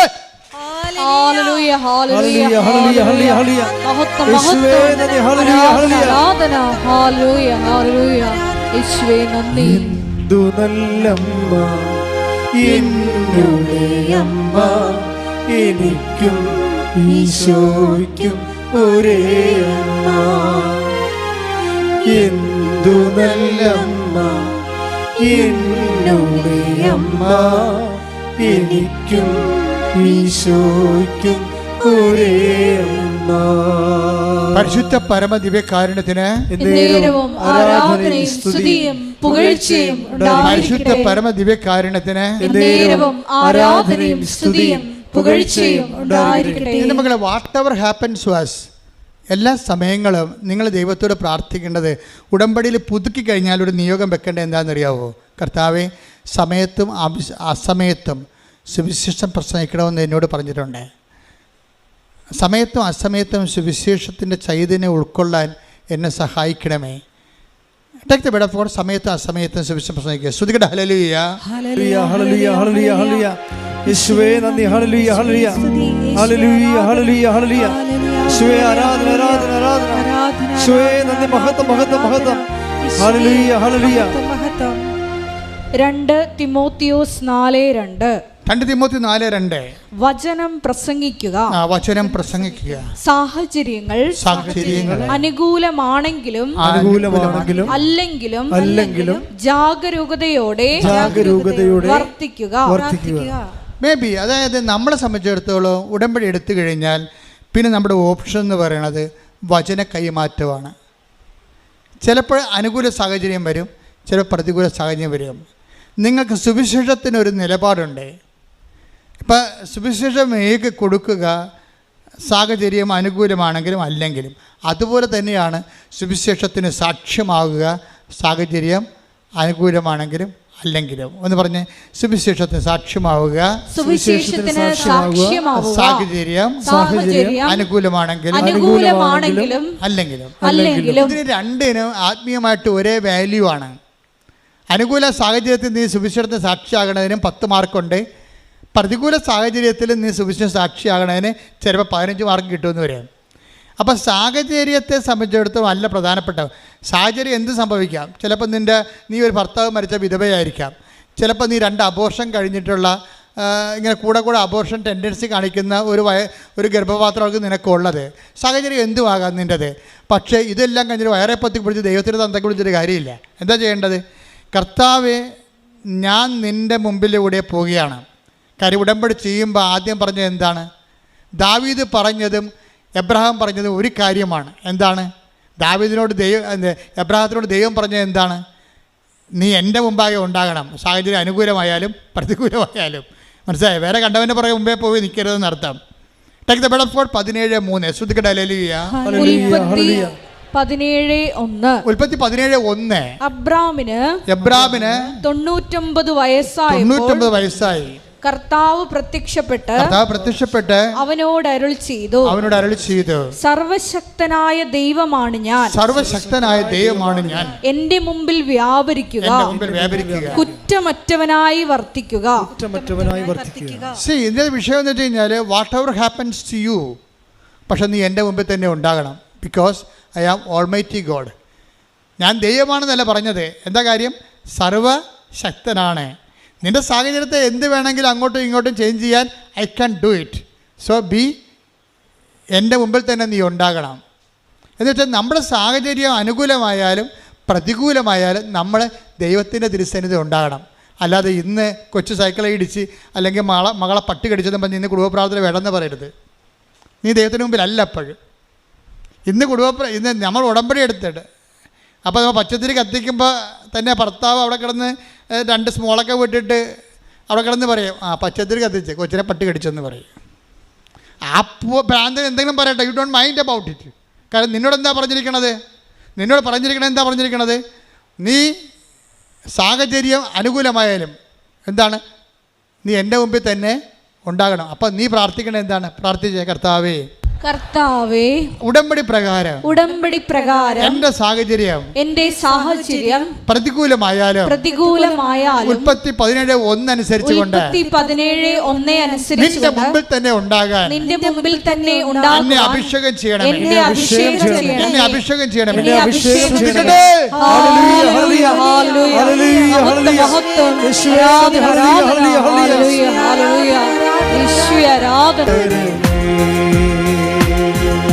പരിശുദ്ധ പരമദിവ്യകാരുണ്യത്തിന് ആരാധനയും സ്തുതിയും പുകഴ്ചയും ഉണ്ടായിരിക്കട്ടെ. എൻ്റെ മക്കളെ, നിങ്ങളുടെ കയ്യിൽ നിന്നൊരു കൈ അബദ്ധം വന്നു വിചാരിച്ചോ? നിങ്ങൾക്ക് നിങ്ങളുടെ സ്വഭാവത്തിൻ്റെ രീതി അനുസരിച്ചുകൊണ്ട് ചിലപ്പോൾ അശ്രദ്ധ വരും. ഉടമ്പടി എടുത്താലും ചിലപ്പോഴും ഉടമ്പടി ജീവിക്കുകയാണെങ്കിൽ ശരി, ചില കയ്യബദ്ധങ്ങൾ വന്നു കഴിഞ്ഞായിരിക്കും അറിയണം, ദൈവമേ ഞാൻ ഉടമ്പടി എടുത്താണല്ലോ, ഞാൻ ഓർത്തില്ലല്ലോ, അബദ്ധമായി പോലല്ലോ, അങ്ങനെ ചെയ്യരുതായിരുന്നു, അങ്ങനെ പറയരുതായിരുന്നു, ഇനിയിപ്പോൾ എന്തു ചെയ്യും, കുമ്പസാരിക്കാതെ ഉടമ്പടി ചെയ്യാൻ പറ്റുമോ? എൻ്റെ മകളെ, നീ ഒന്നും ചെയ്യേണ്ട, സോറി എന്ന് പറഞ്ഞാൽ മാത്രം മതി. എന്താ കാര്യം എന്നറിയാവോ? ഒരു സോറി പറഞ്ഞൊരു മനുഷ്യനാണ് ഇസ്രായേൽ ഭരിച്ചതെന്ന് നീ ഓർക്കണം. ഞാൻ ദാവീദിൻ്റെ കുഴിമാടത്ത് ചെല്ലുമ്പോൾ അവിടെ 1.5 മണിക്കൂർ നിന്ന് പ്രാർത്ഥിച്ചിട്ട് എൻ്റെ കൂട്ടം തെറ്റിപ്പോയൊരു മനുഷ്യനാണ് ഞാനും വിജയകുമാറും. ഞങ്ങൾ ഈ ദാവീദിൻ്റെ കുഴിമാടം കണ്ടപ്പോഴെല്ലാം മറന്നുപോയി. അവിടെ നിന്ന് അങ്ങോട്ട് പ്രാർത്ഥിക്കാൻ തുടങ്ങി. കാര്യം ഞങ്ങൾക്ക് മുമ്പ് നിൽക്കുന്ന 2 യഹൂദന്മാർ ധൂപം ഇങ്ങനെ അർപ്പിച്ചുകൊണ്ട് അവരിങ്ങനെ സങ്കീർത്തനങ്ങൾ പാടി ആടി അവരിങ്ങനെ നിർവൃതി നിൽക്കുകയാണ്. എത്ര കൊല്ലം, 2500 കൊല്ലം മുമ്പ് മരിച്ചുപോയി, 2000 അല്ല 10,000-3000 കൊല്ലം മരിച്ചുപോയി ദാവീദ് സിംഹാസനം, ദാവീദിൻ്റെ കുഴിമാടത്തിൽ ഈ യഹൂദ പുരോഹിതന്മാർ ഇരുന്നുകൊണ്ട് ധൂപാർച്ചന നടത്തി പ്രാർത്ഥിക്കണം കണ്ടപ്പോൾ പ്രാർത്ഥന എന്താണ്, നമ്മൾ ഇത്രയും നാൾ പ്രാർത്ഥനയേക്കാൾ വേറൊരു പ്രാർത്ഥന ഉണ്ടല്ലോ, ഇങ്ങനെ തീഷ്ണമായിട്ട് 24 മണിക്കൂർ ആ മനുഷ്യനവിടെ നിന്ന് പ്രാർത്ഥിക്കുകയാണ്. അപ്പം ഞാനും കൂടെ നിന്ന്, വിജയകുമാരൻ കൂടെ നിന്ന് പ്രാർത്ഥിക്കുകയാണ്. ഞങ്ങൾ 1.5 മണിക്കൂർ അറിയാതെ നിന്ന് പ്രാർത്ഥിച്ചു പോയി. തിരിഞ്ഞു നോക്കിയപ്പോൾ കൂട്ടം കാണുന്നില്ല. പഴയ ജെറുസലേമിലാണ്, അകപ്പെട്ടു പോയി. പിന്നെ ഞാൻ കൊന്തയല്ലി ആണ് ആ പണ്ടി ടെല്ലവീവിലേക്ക് ജെറുസലേമിൽ കണ്ടുപിടിച്ചത്. കൊന്തയല്ലി 1.5 മണിക്കൂർ നടന്നു പോയപ്പോൾ അതിൻ്റെ അത് പെട്ടുപോയാൽ പിന്നെ രക്ഷപ്പെടാൻ പാടില്ല. പക്ഷേ മാതാവ് കൂടെ ഉണ്ടായിരുന്നു. എനിക്ക് ഞാൻ കാറിൽ പോകുമ്പോൾ അമ്മയോട് പറഞ്ഞു, അമ്മേ ഞാൻ ഹോട്ടലിൽ നിന്ന് ഇറങ്ങിയപ്പോൾ വണ്ടി ഏതാണെന്ന് കണ്ടില്ല, അതിൻ്റെ ഡിസൈൻ അറിഞ്ഞില്ല, അതിൻ്റെ പേരറിയാൻ പാടില്ല. ഞങ്ങളെ കൊണ്ടുവന്ന ഞങ്ങൾക്ക് ഈ 16 ലൈൻ റോഡാണ്, നമ്മുടെ 4 ലൈനല്ല 16 ലൈൻ റോഡാണ്. അങ്ങോട്ടും ഇങ്ങോട്ടും വണ്ടി ഇങ്ങനെ നൂല് പോലെ ഇങ്ങനെ പാകിയിട്ടിരിക്കുകയാണ്. അതിൻ്റെ ഇടയ്ക്ക് ഈ പണ്ടി ഇവിടെ പോയി. നേരത്തെ അവർ ഞങ്ങളോട് കൊട്ടലിൽ നിന്ന് ഇറങ്ങിയപ്പോഴേ പറഞ്ഞാൽ, നിങ്ങൾ ഒരു കാരണവശാലും കൂട്ടം തെറ്റിപ്പോയരുത്, കൂട്ടം തെറ്റിപ്പോയാൽ ഹോട്ടലിലേക്ക് വിളിക്കാനേ പറ്റത്തുള്ളൂ എന്ന് പറഞ്ഞ് ഹോട്ടലിൻ്റെ നമ്പർ തന്ന്. ഹോട്ടൽ 90 കിലോമീറ്റർ അകലെയാണ്. പക്ഷേ വിജയകുമാറിൻ്റെ ഫോണിൽ ചാർജുമില്ല. അപ്പോൾ അതിൻ്റെയൊക്കെ അകപ്പെട്ടു, പഴയ ജെറുസലേമിനകത്ത് കുഡൂസിൽ അകപ്പെട്ടു പോയി. അപ്പോഴെന്ത് ചെയ്യും? ഞാൻ പറഞ്ഞു ഒന്നും ചെയ്യണ്ട, ജപമാല ചെല്ലാൻ പറഞ്ഞ്. ഞാൻ ഒരു ജപമാല ചൊല്ലിയിട്ട് കണ്ട വഴി തെക്കും വടക്കും അറിയാൻ പാടില്ല, നല്ല 12 മണി നേരം, നല്ല ഒരു 40 ഡിഗ്രി ചൂട്, അങ്ങോട്ട് പോകുമ്പോൾ അങ്ങോട്ടും ഇങ്ങോട്ടും വഴി പടിഞ്ഞോട്ട് വഴി, പിന്നെ അങ്ങോട്ട് പോകുമ്പോൾ പിന്നെ ഇടക്കോട്ട് വലത്തോട്ടും വഴി, പിന്നെയും വഴി. ഏത് വഴിയാണ് റോഡെന്ന് എവിടെ എത്തുമെന്ന് ഒരു പിടിയില്ല, വെച്ച് നടക്കുകയാണ്. അപ്പം ഞാൻ പറഞ്ഞു, അമ്മേ നീ നടന്ന വഴിയാണിത്. ഞങ്ങൾക്ക് രണ്ടുപേർക്ക് ആദ്യമായിട്ട് ഇവിടെ വന്ന് ലാൻഡ് ചെയ്യേണ്ടതാണ്, ഞങ്ങൾക്ക് ഇവിടുത്തെ വഴിയൊന്നും അറിയത്തില്ല, ഞങ്ങളുടെ വണ്ടിയും അറിയത്തില്ലെന്ന് പറഞ്ഞു. അപ്പം ഞാൻ ഈ കൊന്ത ചൊല്ലി തീരും, അപ്പം നീ ഞങ്ങളെ വഴിയിലെത്തിച്ചിരിക്കുമെന്ന് പറഞ്ഞു. അപ്പോൾ വിജയകുമാർ പറഞ്ഞ് അപ്പോഴാദ്യമായിട്ടാണ് ഒരു വിശ്വാസം പ്രയോഗത്തിൽ വരണത്. പുള്ളിക്ക് പുള്ളി ഞെട്ടണത് അങ്ങനെ. ഞാൻ പറഞ്ഞു 5ാമത്തെ ദിവസത്തിൻ്റെ പിതാവിൻ്റെയും പുത്രൻ്റെയും പറഞ്ഞപ്പോൾ ഉണ്ട് ഞങ്ങൾ റോഡേ എത്തി അവിടെ. പക്ഷേ റോഡേ എത്തുമ്പോൾ എന്ത് റോഡാണ് ഈ കാണുന്നത്? 16 ലൈൻ റോഡാണ്. ഇൻ്റർനാഷണൽ ടൗൺ സിറ്റിയല്ലേ. അവിടെ ചെന്ന് അകപ്പെട്ട് ഏത് വണ്ടി, നമ്മുടെ വണ്ടി എവിടെ പോയെന്ന് ആർക്കറിയാം? നമ്മുടെ മൊബൈലും വർക്ക് ചെയ്യണില്ല. എനിക്ക് പിന്നെ റോമിംഗ് ഇല്ല, സാറിന് റോമിംഗ് ഉണ്ട്, പക്ഷേ അവിടെ ബാറ്ററി വർക്ക് ചെയ്യണില്ല. ആകെപ്പാടെ കുഴപ്പത്തിലായി വിജയകുമാറിനോട് പറഞ്ഞു, സാറേ ഒരു വണ്ടി, ഞാൻ പറഞ്ഞു സാറേ ഒരു വണ്ടി എടുക്ക്. ഒരു ടാക്സി എടുത്ത് ടാക്സി വന്ന് നിന്ന് ടാക്സിക്കാരൻ ഞങ്ങളോട് ചോദിക്കുകയാണ് എവിടെ പോകണമെന്ന്. ഞങ്ങൾക്കറിയാമല്ലോ എവിടെ പോകണമെന്ന്. ഞങ്ങളുടെ വണ്ടി പിടിക്കാനാണ് ഇയാളെ വിളിച്ചിരിക്കുന്നത് അറിയാമോ? അപ്പോൾ വണ്ടി എവിടെയാണെന്ന് ഞാൻ ചോദിക്കത്തില്ലേ? അപ്പോൾ ഞാൻ പറഞ്ഞു ഗെറ്റലാണെന്ന് പറഞ്ഞു, മുമ്പോട്ട് പോകാൻ പറഞ്ഞു കഴിഞ്ഞപ്പോൾ ഇയാൾ ഇടയ്ക്കിടയ്ക്ക് പറയുന്നുണ്ട്. അപ്പോൾ ഇയാൾ എവിടെ പോകണമെന്ന് പറഞ്ഞ്, അപ്പോൾ സാറ് പറഞ്ഞു ഗെറ്റലോൺ അപ്പോൾ മുമ്പോട്ട് പോകാം ഗ്രോഫ്രണ്ട് എന്ന് പറയുന്നുണ്ട്. പക്ഷേ അപ്പം ഞങ്ങൾ രണ്ടും കൂടി ജവമാലിക്കൊണ്ടിരിക്കുകയാണ്. എൻ്റെത് ഡ്രൈവറും വണ്ടിയൊന്നും അല്ല പ്രശ്നം, ഈ ജവമാല കൃത്യമായിട്ട് ചെല്ലുക എന്നുള്ള ആ സമയത്ത് ജവമാല ചെല്ലിക്കൊണ്ടേ ഇരിക്കുകയാണ്. അപ്പോൾ എൻ്റെ മനസ്സിൽ സാറിനോട് പറയും, സാറേ 5ാമത്തെ ദിവരഹസ്യത്തിന് നമ്മൾക്ക് ഈ സ്ഥലത്തെത്തിയെങ്കിൽ അടുത്ത കൊന്ത തീരുമ്പോൾ ഈ വണ്ടി കൊണ്ടുവന്ന് നമ്മുടെ മുമ്പിൽ അമ്മ തരുമെന്ന് പറഞ്ഞു. അമ്മ തരും. അപ്പോൾ ഞാൻ സാറും കൂടി ചെല്ലിയിട്ട് അപ്പോൾ ഡ്രൈവർ ഇടയ്ക്ക് ഞങ്ങളെ പ്രാർത്ഥനയ്ക്ക് ഉതപ്പുണ്ടാക്കുന്നുണ്ട്. അയാൾ അപ്പോൾ വിജയകുമാർ ചോദിച്ചു, വാ മിണ്ടാതിരിക്കുക, നിങ്ങൾക്ക് എത്ര രൂപ വേണമെന്ന്. അപ്പോൾ പറഞ്ഞ് $500. ഉടനെ $500 എടുത്ത് അയക്ക് കൊടുത്ത്. എവിടെ? 2 കിലോമീറ്ററേ പോയിട്ടുള്ളൂ. ഞങ്ങൾ മണ്ടന്മാരെ ഇന്ത്യക്കാരാണെന്ന് അയക്കറിയാം. കാര്യം ഇത് വഴി അറിയാൻ പോലെ വല്ലതും കയറി ഇരിക്കുക, സ്ഥലം പറയാവല്ലിരിക്കുക. ഇന്ത്യക്കാരുടെ ആരും 2 മണ്ടന്മാർ കേട്ടിട്ടുണ്ട്. ഇന്ത്യക്കാരെ മണ്ണൊന്നും വേണ്ട, ഇന്ത്യക്കാർ ലോകത്തിലെ ഏറ്റവും വലിയ ബുദ്ധിയുള്ളവരാണ്. പക്ഷേ ഞങ്ങൾ അവിടെ ചെന്നപ്പോൾ ഇയാൾക്ക് വഴി ഞങ്ങൾക്ക് അറിയത്തില്ല അവിടെ തെക്കും വടക്കും. ഞങ്ങളുടെ ജീവിതം അങ്ങനെ അകപ്പെട്ടിരിക്കുകയാണ്. അപ്പോൾ എൻ്റെ മനസ്സിലിരിക്കണ കൊന്ത മാത്രമേ ഒരു ഉറപ്പുള്ളൂ. ഇതാണ് നമ്മുടെ ഈ പാത്ത് ഫൈൻഡർ എന്ന് പറയുന്ന സാധനം. ഇതാണ്, ഇത് വെച്ചുള്ള കളിയാണ് നമുക്കറിയാവുന്നത്. അപ്പോൾ ഞാൻ ഈ കൊന്ത തീരണ സമയത്ത് 4ാമത്തെ കൊന്ത തീരുമ്പോൾ തന്നെ അമ്മ പറഞ്ഞ് വണ്ടി ചുവപ്പാണെന്ന് പറഞ്ഞ്. അപ്പോൾ വണ്ടി ചുവപ്പ് നിറവാണ്, താഴെ കറുപ്പുണ്ടെന്ന് പറഞ്ഞ്. ഞാൻ ഉടനെ സാറേ ചുവപ്പ് വണ്ടിയാണ് നമ്മ പറയുന്നുണ്ട്, താഴെ കറുപ്പുണ്ടെന്ന് പറയുന്നുണ്ട്. 5ാമത്തെ രഹസ്യം ചൊല്ലി അവസാനിക്കുമ്പോൾ ചുവപ്പും കറുപ്പും വണ്ടി ഞങ്ങളുടെ മുമ്പിൽ കൊണ്ടുവന്ന് തന്ന അമ്മ. ഈ എൻ്റെ പ്രോബ്ലം വെച്ച് കഴിഞ്ഞാൽ ഇതെല്ലാം അനുഭവങ്ങളാണ്. അനുഭവങ്ങളെന്ന് പറയണത് അതാണ് പഠിപ്പിക്കലെന്ന് പറയണത്.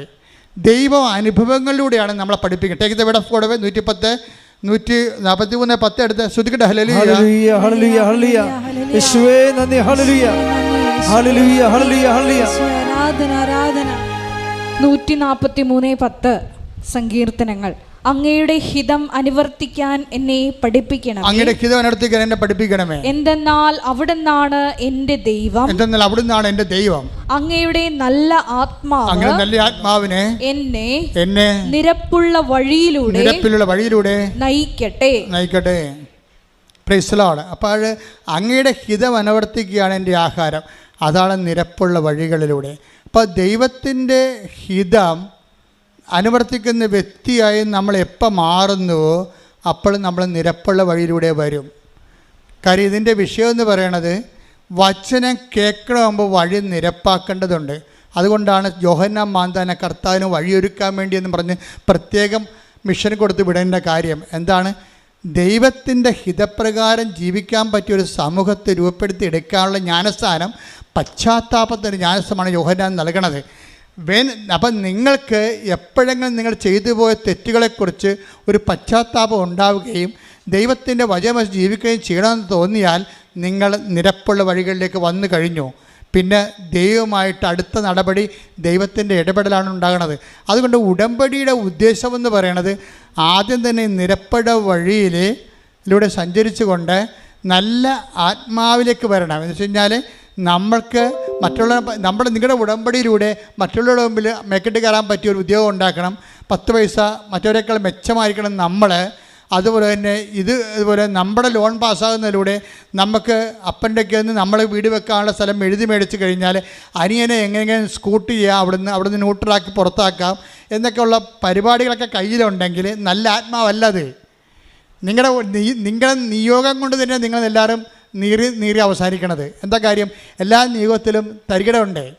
അതെല്ലാം ചെയ്തതിന് ശേഷം അത് നേടിയെടുത്തതിലൂടെ മറ്റുള്ളവർക്കൊരു പണി കൊടുക്കാൻ വേണ്ടി നിങ്ങൾ വിചാരിക്കുന്നുണ്ടാവും. ഇതാണ് വിഷയം. നിങ്ങൾക്ക് പണി തന്ന ആൾക്കാർക്ക് എല്ലാം മുമ്പേ തലേലും കെട്ടി ജീവിക്കാൻ വേണ്ടി നിങ്ങൾ ഭൗതിക ആനുകൂല്യത്തോട് ദൈവത്തോട് ചോദിച്ചു കഴിഞ്ഞാൽ അത് നല്ല ആത്മാവല്ല.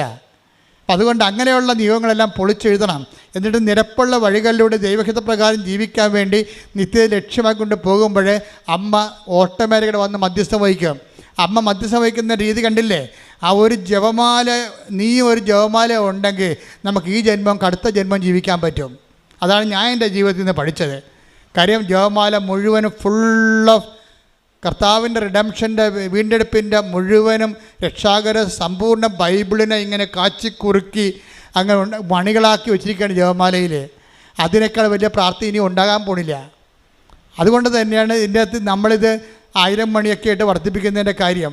വേറെ എപ്പോഴും നമ്മൾ ശ്രദ്ധിക്കണം. നിങ്ങൾക്കൊക്കെ പറ്റിയ അബദ്ധം വല്ല ഉടായ്പ പ്രാർത്ഥനകളൊക്കെ വന്നപ്പോൾ നിങ്ങൾ ന്യൂട്രലായിട്ട് നിങ്ങൾ ജപമാല മാറ്റി നിർത്തിയിട്ട് അതിൻ്റെ പുറകെ പോയി. അതാണ് സംഭവം. മര്യാദക്ക് നിന്നുകയും നമ്മുടെ പിതാക്കന്മാരെ ദൈവവും തലമുറകളും പഠിപ്പിച്ച പ്രാർത്ഥനകൾ സത്യസന്ധമായ ആധ്യാത്മികതയ്ക്ക് നിങ്ങൾ തീഷ്ണമായി വരണം. നിങ്ങൾ വരണമെന്നല്ല ഞാൻ പറയണത്, നിങ്ങൾ തീഷ്ണമായി വരണമായിട്ട് ദൈവത്തിന് തോന്നണം. ദൈവത്തിന് തോന്നണമെന്നുണ്ടെങ്കിൽ അത് നടപ്പിൽ വരുത്തണ ദൈവം കാരണം നിങ്ങളുടെ ജീവിതം കൊണ്ട് തന്നെ സുവിശേഷം നമ്മളിലെ പരിശുദ്ധാത്മാവ് ഇത്രയും നേരം പറഞ്ഞുകൊണ്ടിരുന്നത് എന്താണ്? അനുകൂലം സാഹചര്യം അനുകൂലമായാലും പ്രതികൂലമായാലും നീ സുവിശേഷത്തിൻ്റെ സാക്ഷിയാകണം. പ്രതികൂലമായ സാഹചര്യം വന്നാലും ആ പ്രതികൂലമായ സാഹചര്യത്തിലും നീ ഒരു സുവിശേഷമായിക്കൊണ്ട് ദൈവത്തിനെ കൊണ്ട് തന്നെ ആ വിഷയത്തിൽ പരിഹാരം ഉണ്ടാക്കാൻ വേണ്ടി നീ ശ്രമിക്കണം. അല്ലെങ്കിൽ ഞങ്ങൾക്ക് വേണമെങ്കിൽ അടുത്ത പോലീസ് സ്റ്റേഷനിൽ പോയിട്ട് റിപ്പോർട്ട് ചെയ്യുക വല്ലതൊക്കെ ചെയ്യാൻ പറ്റുമായിരുന്നു. എന്തൊക്കെയാണ് കുഴപ്പം? എന്താ കുഴപ്പമെന്ന് വെച്ചാൽ ഇന്ന ഹോട്ടലിലാണ് താമസിച്ചത്, ഇന്ന വണ്ടി എങ്ങോട്ടാണ് പോയെന്നൊക്കെ ട്രേസ് ഔട്ട് ചെയ്തെടുക്കണ ഒരു കുഴപ്പമില്ല. പക്ഷേ ഞങ്ങൾ ജപമാലയിലാണ് ആശ്രയിച്ചത്. എന്ന് വെച്ചാൽ ഫസ്റ്റ് നമ്മുടെ ബുദ്ധിപരമായ മെക്കാനിസം അല്ല കാണിക്കേണ്ടത്. അത് ജഡിക ആത്മാക്കളുള്ള ആൾക്കാർ ജഡികമായ മാർഗ്ഗങ്ങൾ അന്വേഷിക്കും. ദൈവ പൈതൽ ദൈവത്തിൻ്റെ മാർഗ്ഗമാണ് ഫസ്റ്റ് പ്രയോറിറ്റി. ഉടമ്പടി നീ വിജയിക്കണമെന്ന് കാണുന്നത് എപ്പോഴാണെന്ന് വെച്ച് കഴിഞ്ഞാൽ നിൻ്റെ ഫസ്റ്റ് റെഫറൻസിൽ നിനക്കുണ്ടാകുന്ന പ്രശ്നങ്ങൾ ദൈവത്തെ കൊണ്ട് ആദ്യം പരിഹരിക്കാൻ വേണ്ടി നീ നടപടി എടുക്കുമ്പോൾ നീ ദൈവത്തിൻ്റെ നിരപ്പായ വഴികളിലൂടെയാണ്. കൈയടിക്കട്ടെ, ശ്രുതികട്ടെ, ഹല്ലേലൂയ. കണ്ണുകളടച്ച കൈകൾ കൂപ്പി ഒരു നിമിഷം നമ്മുടെ ജീവിതാവസ്ഥകൾ, ഈ ആഴ്ചയിൽ ദൈവം ഇടപെടേണ്ട വിഷയങ്ങൾ പരിശുദ്ധ അമ്മയുടെ മാധ്യസ്ഥത്തിൽ ഈശോയ്ക്ക് സമർപ്പിക്കുക.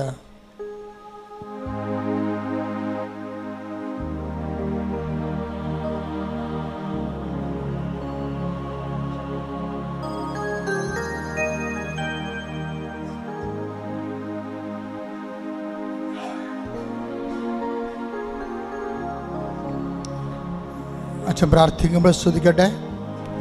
കർത്താവ് നിൻ്റെ ഉന്നതമായ നാമത്തിന് സ്വസ്ഥം ചെയ്യുന്ന കർത്താവ് നിൻ്റെ ഉന്നതമായ നാമത്തിന് സ്വസ്ഥം ചെയ്യുന്നു. കർത്താവ് നിൻ്റെ വിശുദ്ധ പൗരോഹിത്യത്തെ മഹത്വപ്പെടുത്തണമേ. കർത്താവ് സഭയിലുള്ള സാന്നിധ്യം പ്രകടമാക്കണമേ. 38 കൊല്ലം ഞാൻ അർപ്പിച്ച കൃപാനയുടെ യോഗ്യതയാൽ കൃപാസ്ഥാനത്താലെ ജീവനോടെ പ്രത്യക്ഷപ്പെട്ട പരിശുദ്ധ അമ്മയുടെ മാധ്യസ്ഥത്തിൽ ഈ തീർത്ഥാടനത്തിൽ പ്രാർത്ഥിക്കുന്നവരുടെ മേൽ, ഓൺലൈനിൽ പ്രാർത്ഥിക്കുന്നവരുടെ മേലെല്ലാം കർത്താവിൻ്റെ തിരുമുറുവാർന്ന വലതുകരം സ്പർശിക്കട്ടെ. ശ്രുതികട്ടെ.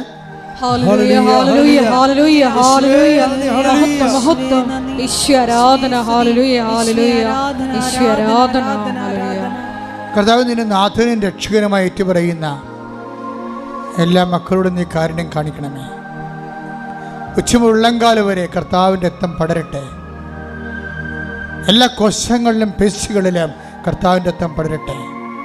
കർത്താവിൻ്റെ ആണിപ്പെടുതാർന്ന വലതുകരത്താൽ ഓരോ അവയവങ്ങളെ സ്പർശിക്കണമെന്ന് പ്രാർത്ഥിക്കുന്നു. മാരക രോഗങ്ങൾ, തീരാവേദികൾ, ആന്തരിക അവയവങ്ങളുടെ രോഗങ്ങൾ, ക്യാൻസർ സിസ്റ്റുകൾ, ശ്വാസകോശ രോഗങ്ങൾ, കരരോഗങ്ങൾ, കിഡ്നി രോഗങ്ങൾ, ഗർഭാശയ രോഗങ്ങൾ, ആമാശയ രോഗങ്ങൾ, കുടരോഗങ്ങൾ, തൈറോയ്ഡ് രോഗങ്ങൾ, ടോൺസിൽ രോഗങ്ങൾ, സ്പോണ്ടിലോസിസ് രോഗങ്ങൾ യേശു ക്രിസ്തുവിൻ്റെ ഉന്നതമായ നാമത്തിൽ മാറിപ്പോകട്ടെ. മകളെ, വിവാഹിതരായവർ പക്ഷേ വിവാഹ ജീവിതത്തിൽ പലതരത്തിലുള്ള അസ്വാരസ്യങ്ങളുള്ളവർ, മക്കളില്ലാത്തവർ, കുടുംബകലഹത്തിൽപ്പെട്ടിരിക്കുന്നവർ, അകന്ന് കഴിയുന്നവർ, ജോലിയില്ലാത്തവർ, ഉള്ള വരുമാന മാർഗം കുടുങ്ങിപ്പോയവർ, നിന്ന് പോയവർ, സാമ്പത്തിക ബാധ്യതയുള്ളവർ, വീടില്ലാത്തവർ, സ്ഥലമില്ലാത്തവർ, ജപ്തി നടപടി നേരിടുന്നവർ, വാടക താമസിക്കുന്നവർ, ഇറങ്ങിക്കൊടുക്കേണ്ടവർ, മക്കളുടെ വിവാഹം നടക്കാത്ത അവസ്ഥകൾ, പല പരീക്ഷകളിലേക്കും മക്കളെ ഒരുങ്ങിക്കൊണ്ടിരിക്കുന്നവർ, തോറ്റ പരീക്ഷയ്ക്ക് ഒരുങ്ങിക്കൊണ്ടിരിക്കുന്നവർ, അതിനുവേണ്ടി അടുത്ത പരീക്ഷയ്ക്ക് ഒരുങ്ങിക്കൊണ്ടിരിക്കുന്നവർ, ഇൻ്റർവ്യൂവിന് ഡേറ്റുകൾ കിട്ടുന്നതിന് വേണ്ടി പ്രാർത്ഥിച്ചുകൊണ്ടിരിക്കുന്നവർ, ഓരോരോ വിഷയങ്ങൾക്ക് വേണ്ടി, വ്യത്യസ്തങ്ങളായ വിഷയങ്ങൾക്ക് വേണ്ടി മാസങ്ങളായിട്ട് പ്രാർത്ഥിക്കുന്നവർ, പ്രാർത്ഥിച്ച് മടുത്തു എന്ന് തോന്നിയിട്ട് പ്രാർത്ഥനയുടെ വിശ്വാസത്തിൻ്റെ പ്രത്യാശ നഷ്ടപ്പെട്ടിട്ട് പ്രാർത്ഥന മരവിച്ചു പോയവർ, എല്ലാവരുടെ മേലും കർത്താവിന് കണ്ടെത്തിയവർ യേശുക്രിസ്തുവിൻ്റെ ഉന്നതമായ നാമത്തിൽ മാരകമായ തടസ്സങ്ങൾ, ദുരിതങ്ങൾ യേശുവിൻ്റെ നാമത്തിൽ മാറിപ്പോകട്ടെ.